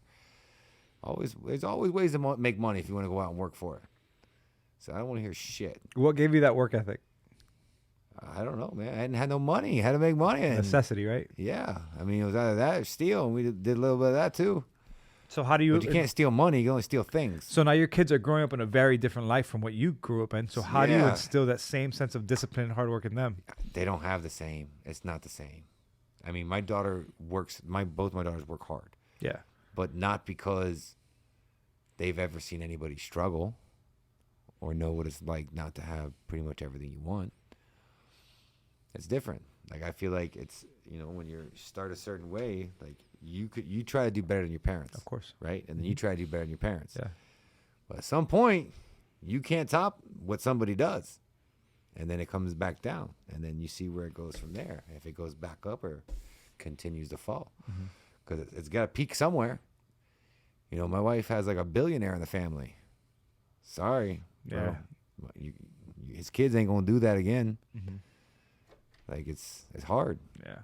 No, and his kids are starting in a different playing. There's a different ballpark altogether. Yeah. It's different. Yeah. So do you think it's easier for us that we started with nothing, or what? It's just different, man. Like I didn't even know I was poor until I got to college. Because there was always somebody poorer than me. Because there's always somebody more poor than you. Of course. Right. But then when you get to school and you're going to get around other people from like different neighborhoods, different cities, different states, you're like, holy shit, I'm poor. These dudes got fucking BMWs, allowances, expense accounts, credit cards. I don't have a car. I got to take out loans. I got to pay for all this shit for myself. It's different. And then I realized, okay. I appreciate my mom for not letting us realize we were poor growing up, but we were. How do you think you were when you actually realized, how to manage your finances? Like my early 30s. When you're 20 years old and you're a male in your 20s in Miami, you're just spending it all. You're having fun. And it's expensive down here. Yeah. So what advice would you give to, right now you're 45, what advice would you give to a 20-year-old that's just coming up? He's busting his ass. He's working hard. Save it. Like you can travel, but there's like certain things that I've also tried to tell the younger generation. Like, you don't need those rims on your car. You don't need the $40,000 car. You don't need those shoes. You don't need those clothes. You don't need all this bullshit. Yeah. Do you want a house? Right? Yeah. You want stuff that appreciates. You want assets. You don't want to waste it on all this bullshit. Well, again, I wish I had people tell me that growing up. Yeah. Because I always spent money on the dumbest shit. I remember I was 24, and I was working with my uncle who owns a sign company. And we were flipping U-gases. We're converting all the Amoco gas stations into either U-gas or marathons. And so I was making money. You're doing all the signage for him. What's that? You're doing all the signage for him. Yeah, all the signage, yeah. So he was designing and getting all the drafts and everything, and then me and my other uncle, my uncle Leo, we were the ones out there in the scaffolding and like putting up all the signs and just converting these stations. And I remember I made some money. I got a Suburban on 20s. That was my first car. What a waste of money. What, Suburban stupid. on 20s. I remember driving that thing around and looking and feeling like I was driving a hearse that was just empty. I was just pulling a bunch of weight and wasting gas for no reason. Mm-hmm. Had 215s in the back so people would hear me when I was pulling up. Yeah, why isn't that a thing anymore in Miami? When I was it's younger, annoying as shit and it when I was damages your younger, ears. wasn't there like everybody had like at least 212s, 210s in their car? Yeah. I don't hear that bass anymore. Thank God. Thank God. What happened to it though? Like, why did it So die? annoying. There's I still a few people with it. But it's annoying. What do you mean why? Yeah, but Do you like, want that? I don't want that. Okay. So then But I do have 112 in my Impala. okay. It came with the car though. Okay. So and it gives a little kick. It's not overdoing it. But Do you thump it up so that everybody around you listens to what you're listening to? no. But now you have a nice little Back then was different. yeah. Imagine this. I once had a 2-door Civic, Honda Civic, 415s in the back seat. Yeah, it's nuts. You were probably going to. Do you have hearing problems now? Of course. Of course. Of course. When I used to pull up to your house, like something might rattle off your shelf. But like that whole culture like disappeared from Miami. What happened to it? I don't know. Thank God though. I agree, but what happened to it though? That was such a big part of our culture. I think that culture just got older, and then we realized, like, for what? Same thing with the rims. For what? I think I respect people a lot who just stay humble. I think Miami. Look, I used to, and I'll just be very real. When my daughter was first born, I had 2 Rolexes. One that was a gift, and one that was that I bought from somebody who was struggling. And so I had these 2 Rolexes, but I could tell you that I had more money on my wrist whenever I was wearing it than I had in my bank account. That's so Miami. Dude, right? So guess what? When my daughter was just coming up and I was trying to buy a house, I got rid of them. And I told myself, I will buy another Rolex when I have X amount of dollars in my bank account. And then once I got those X amount of dollars in my bank account, which actually was in the last year, I was like, I don't need it. I don't really need it. And I'm not dogging anybody. I love watches. I know. I see you blinding me. It's all good. I appreciate a nice Rolex. Let me see it. See, but I did it for my 44th birthday. No, this is beautiful. And It's I nice. never This is a date just. I never had one growing up. I've had some nicer watches for Yeah. a couple grand, but I always broke them. Like back when. Oh, that's not gonna break. I know. That's not gonna break. I know. But I've always wanted one. And how I rationalized it to myself was I sold off some other things to buy a couple toys. So I really didn't come out of my pocket. I sold $30,000 for the tennis shoes. I was gonna say, yeah, you're a huge shoe collector. Yeah. Yeah, I sold $30,000 worth of shoes. I sold my Mini Cooper. I sold a bunch of old gold that I haven't worn in years. You just got rid of it. And I had all this money. I'm like, I purposely sold all this stuff so I could buy a few things. Good. Yeah. And you deserve it. And I'm not gonna dog out anybody who buys a Rolex. I just said, for me, I realized that I was wearing this thing on my wrist that was worth more than what I had in my bank account. And at that time, my daughter was very young, so I said, let me get rid of this and focus on my priorities. I had an Infiniti G35. I went to a Toyota Corolla S-Type. When I pulled up in a Toyota Corolla S-Type stick shift, my brother wanted to slap me because he was like, how could you? You have all this education, and that's the car that you're going to drive? He was offended by it. It's great gas mileage. Oh, it was amazing. Amazing.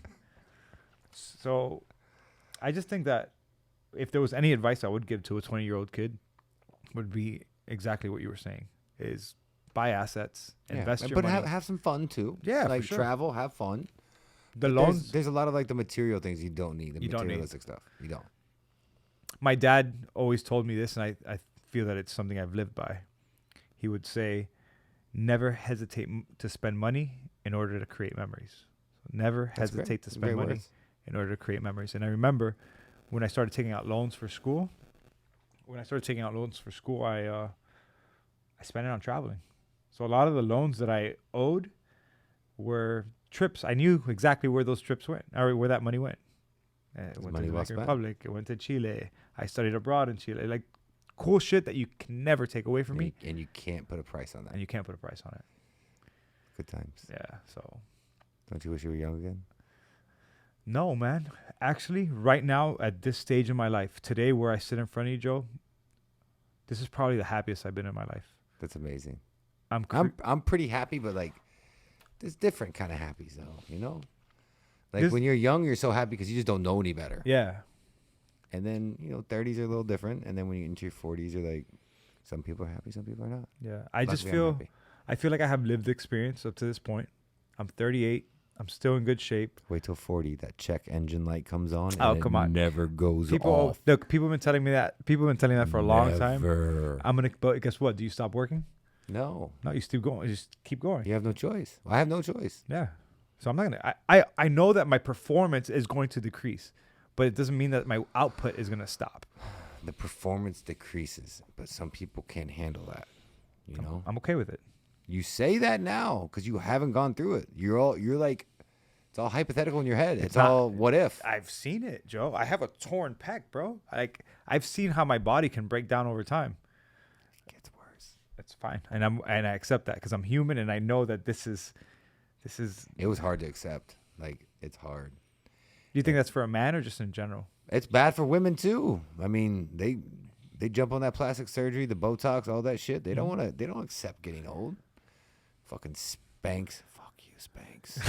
All right, They're so all that deceiving, huh? stuff, bro. Fucking lies. The Instagram filters and all that shit. But like, as a man, like, that's hard, bro. Like when you. And fuck Facebook, because their memories like, God damn, you were a stud 7 years ago. All right. Every day I get reminded, man. Every day. Because I have so many posts. 10 years ago, you were amazing. Today, it was hard for you to get out of bed. Right? Yeah, I hear you. You know? But again, it's not gonna stop you. No. It doesn't stop me. It doesn't stop you. Stops a lot of people. Right? Like, I can never stop. I have children. I have a wife. I have family. My brothers, my sisters, my mom. I can never give up because of them. Some people don't have that. You know? Some people don't have kids. Some people don't have a wife. They might still have mom, dad, sister, brother, shit like that. I can never stop. I can never let my children down. They'll never have to work for anything. They will.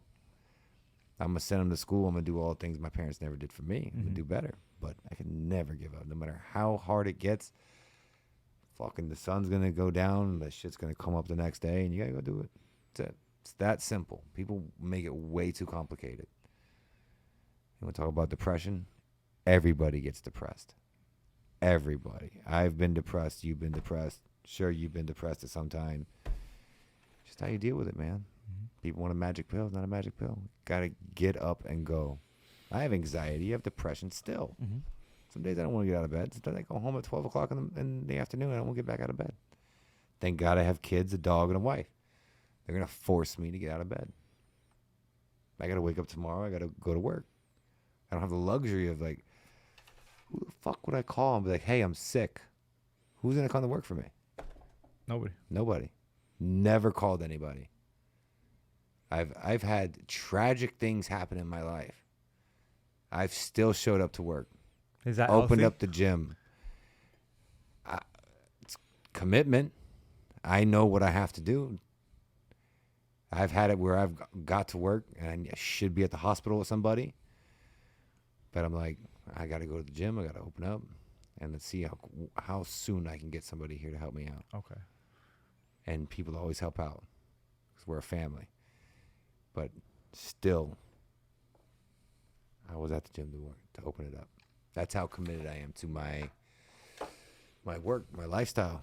How do you balance between quality of life? Because I know you're a hard worker. How do you balance between quality of life and then also being a hard worker? Because work can sometimes consume you and just take over. But it does.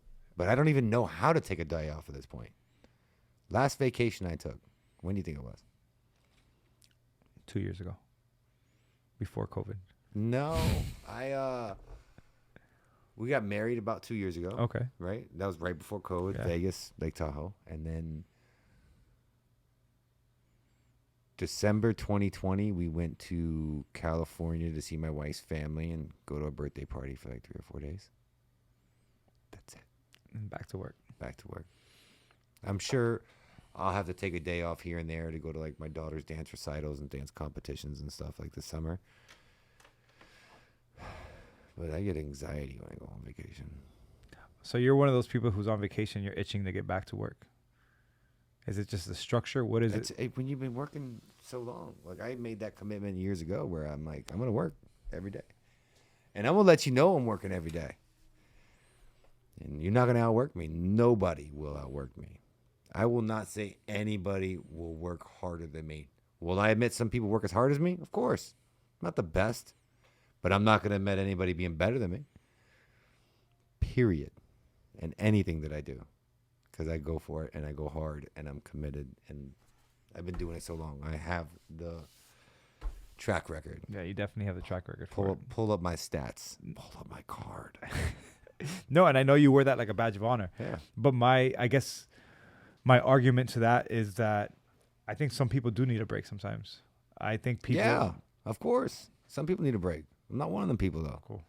I just want to. I want to make sure that I listen, put that out. Like I told you before, I work every single day. I get 2 Sundays off a month. His hat says no days off. My arm says no days off. Let me see.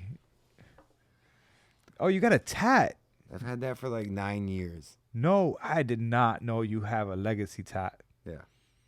What did Manning say when you got that? He loved it. And then another dude that was working with us about a year or 2 later did it.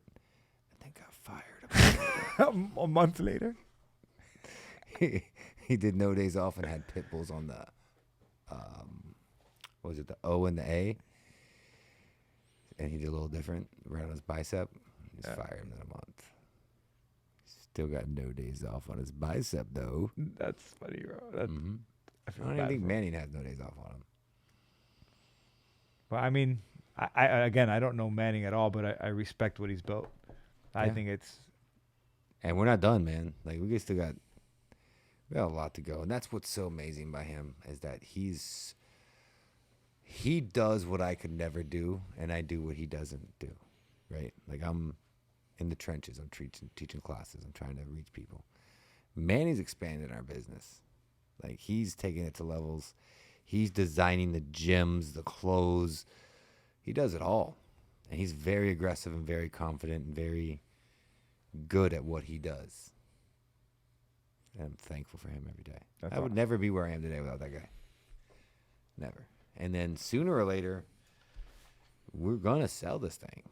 Or we're going to bring in money. And sooner or later, I'm going to be able to retire off of, all this hard work. If somebody told you had to work 12, 15, maybe 15 years.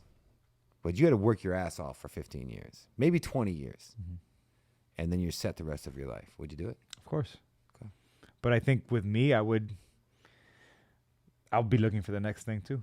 You know what I'm saying? Like I don't see myself retiring. Like what I'm doing right now in here, this was something that just kind of was birthed as a result of me having this office space. Mm-hmm. And I was like, you know what? I need to step away from seeing patients for my own mental health. And because I feel like I can create more things to help more people, help the business grow. Mm-hmm. And so the long run is going to be more people are going to get helped versus me just seeing individual patients hour after hour. Because, dude, that'll burn you out too. Oh, yeah. Trust me, I've trained plenty of, mental health professionals. Of course. And I guess it's not a HIPAA violation if you don't mention names. No. But they say, what the shit they hear. And it's people are fucking crazy. It's not that they're crazy. People are dealt some tough cards in life. Some people are crazy. Stop sugarcoating it as a medical health professional. Dude. Some people are batshit crazy. Some people have been through hell, Joe.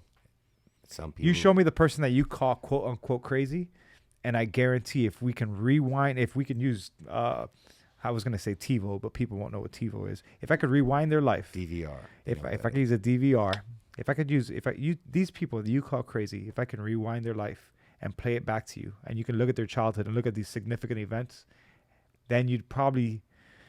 You might be able to empathize with them, but there's people that have been through worse, and they still not like you. You're right. So nobody gets a pass. Like, you can't be a victim. No, I don't believe that. And you got to get up and go on the next day. But I don't believe in like a victim mentality. Like you've been through shit, but you can still get through it. Well, you can get through Well, it. that's what kind of told you about my dad. Is every single parent is a role model. Every single one, the good, the bad, whatever. Because your parents are either going to show you what to do Or what not to do. or what not to do. It's your job to pay attention, Mm-hmm. right? And like I told you, don't repeat your parents' mistakes. Yeah. Or try not to repeat them. But Nobody's perfect. But do your kids know that they're mistakes unless you tell them that they're mistakes?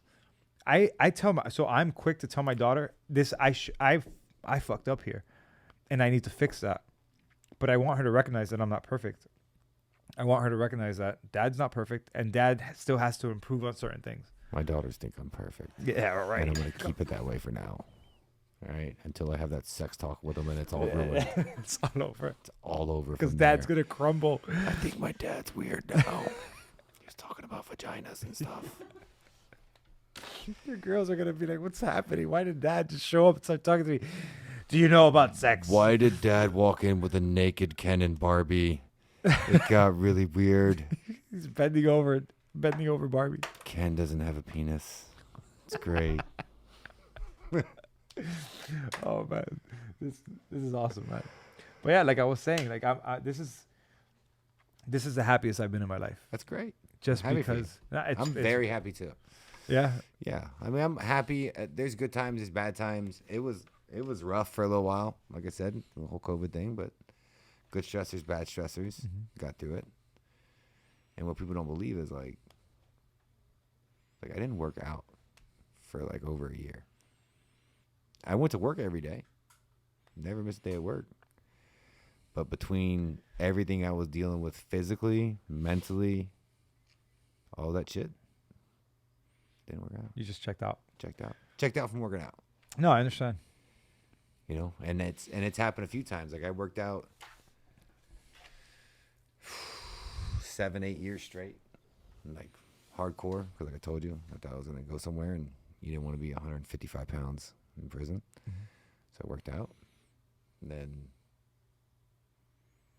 got married, had a kid, got fat, didn't work out for a couple of years, and then worked my ass off again for another 10, 11 years.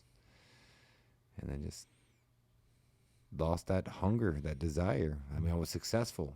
Right? I got married, I have a beautiful wife, I have kids. Fuck am I working out for every day? And we're trying to impress. I need it. Listen, I've been back at it now for a couple of weeks. Yeah. And I miss it. I missed it. Am I as strong as I once was? No. Who cares? That's not what it's important. I've been Oh, working it's out. important to us in the gym. Come on, you got to check your ego at the door though. Yeah, but you do, but it just feels good. Like the first time you deadlift and the fucking bar bends before the weight comes off the ground. There's not. You know what? Now I'm more into like cardio and strength, like the coming like HIIT training. I want to be really good at both. I want to be able to lift, be strong, but I don't care about that max rep. Yeah, I'm no longer going for that max rep. No longer, because I know going for that max rep, chasing that big fish, I'm gonna get hurt. You're gonna get hurt. I never got hurt from lifting. Yeah. So I know where my limits are, and I know how I'm getting it. But I love lifting. There's nothing like the endorphins you get, even like doing the HIIT stuff is good too. Yeah. But there's nothing like squatting, deadlifting, bench pressing. There's nothing. I used to love it. I mean, when I was in high school, my max, I was 155. I was maxing 340. I was squatting 4 something. Yeah, I was like a little rock. But What grade was it? 9th grade, 10th grade, where I took weight training. yeah. Took weight training class. We played basketball every day, but it was a weight training class, and they made you max the first day, and they made you max the last day. My max first day, 9th grade, 95 pounds. What? 95 pounds. For what? For bench? Bench press. Okay. Max, end of the year, 115. We played basketball all day long, Yeah. but it was my first exposure to like really lifting weights. Oh, that's cool though. That was my first exposure to really lifting weights was also in high school. Coach Stanley at HML. Shout out to Coach Stanley. Coach Johnson. He's still a wrestling coach out there. I wonder, actually, I don't even know if Coach Stanley is still at HML, but I remember it was never somebody who I was close to, but he liked my work ethic. and he always pointed out. I'm still Facebook friends and like Instagram friends with this guy. No way. I gotta reach out. I gotta see if this guy's still around. You're making me think about Coach Stanley. I once found a magazine article that said obsession is the word that the weak used to describe the dedicated, and I put a picture of me and him on it. We have a shirt with that on it. Oh yeah. Oh yeah. Obsess is the word that the lazy use to describe the dedicated. Oh yeah. That was I remember that was an We old have that on ad the in a shirt. Muscle and Fitness magazine. I ripped it out, slapped a picture of it, and I gave it to him for like end of the year gift. That's awesome. Yeah, that was pretty cool, man. We have some cool shirts. Yes, please. You could sell your merchandise. Well, I mean, it's what we try to do. ShopNoDaysOff.com. So what else, Joe? That's it, man. I'm happy. Wish the You look Dolphins happy, were man. better. I mean, I'm good, man. 44, like I said. Very. If you would have told me when I was graduating high school, right? At 44, you'd be living here. Your house would be this much. You'd be driving. Well, my car's not even that expensive. Mhm. You'd be living here. You'd be making this much money. I'd be like, I'm gonna be rich. I'm not rich. Yeah. But if you had told me back then, like this is where you would be in your life, I'd be very happy. And I'm very happy. Yeah. I feel like I'm successful. Am I content where I'm at? No. I still got more to do. Mhm. But I like the trajectory that my life is on. And I'm with you. Yeah, you got 2 beautiful little girls. You got a beautiful wife. You got an amazing thing going at Legacy. And 2 amazing dogs, too, that my wife loves more than me. No. What kind of dogs are they? A pit bull and an American bulldog. Oh, okay. If it was like 2 little, like a No, she loves them more Shar than me. Pei and a She loves them more and a than Shih me. Tzu, I'd be like, oh, get out of here. No. I was a big hot dog fan, dog hunting fan, but we got like right there, right before quarantine, or right before quarantine. You remember Kashi from Coral Gables? Oh yeah. She got a pit bull, didn't want it. She She was gave it trying to to give it up. She gave it to us. My wife has always been a Apsalapsu fucking Shih Tzu type person. Gave her this little fucking pit bull. My wife's in love. Loved her. They're beautiful dogs though. Beautiful. And then we had her for a little over a year, and then she's like, our dog needs a friend. So then another one of my clients had American Bulldog puppies, and I'm like, I want the one that's the smallest, the quietest, and the calmest. And she's like, okay. She gave him to me. So we had Dory as a pit bull, got a brindle American Bulldog, so we have literally Dory and Nemo. Mm-hmm. And he's now a 95 pound, the best behaved dog I've ever had in my life, with 0 training. He was just born that way. That's awesome. And she loves him more than me. There's nothing like having a shitty untrained dog. Well, my pit bull's a little rough around the edges. Is he? She's nice, but she's a little like ADHD. But the American Bulldog, It's in line. he's perfect. Like he'll sit right next to you, lay right next to you. You get up, he might go with you, might not. Doesn't bark. Neither one of my dogs bark. They're not aggressive. I could put like my niece, who's a year old, right there. They'll lay right around her. And you don't have to worry about it. And then I have what they call a Florida king size bed. You ever seen one of these? No. It's 9 feet wide. So a standard king size is like 70 something inches. My bed's 108 inches wide. So it goes me, one dog, my wife. I don't hardly ever see my wife anymore. Seriously. Like if the dogs weren't in the bed, I would literally have to roll over 2 times to reach her. You think that's a good thing? You think you recommend smaller No. beds? Yes. I love the big bed. Like I had a king, she had a queen, right? And we would stay between both of our places till we got married. And when we had our queen size bed, like you're on top of each other. I'm a big ass dude. Yeah. King size bed, you got a little bit more room, but it's still on top of each other. But now I have this Florida king. Listen, I can starfish on that motherfucker, and I still don't touch her. It's amazing. I was gonna say get a smaller bed, kids, but I don't want to say kids because then that's gonna worry you. I'm gonna kick you.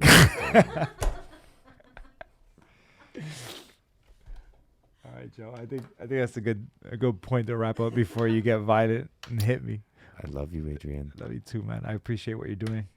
I love your But energy. Now you need to come see me and Kendall again. It's been I a need minute. to. It has been a minute, and I Remember Sundays are special over there. I know the last time I reached out to you, I was gonna go. But I wasn't working. Yeah, you that weren't day. working. I was like, all right, fine, I'll go.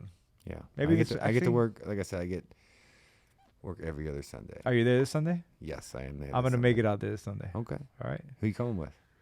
I don't know. Maybe Okay. solo. Maybe Rebecca. I'm not sure. Bro. I'll make room. You register or not? Just give me a heads up and we'll have some fun. I'll be on my worst behavior. I'm out there. Awesome. Hey Joe, pleasure, man. Always.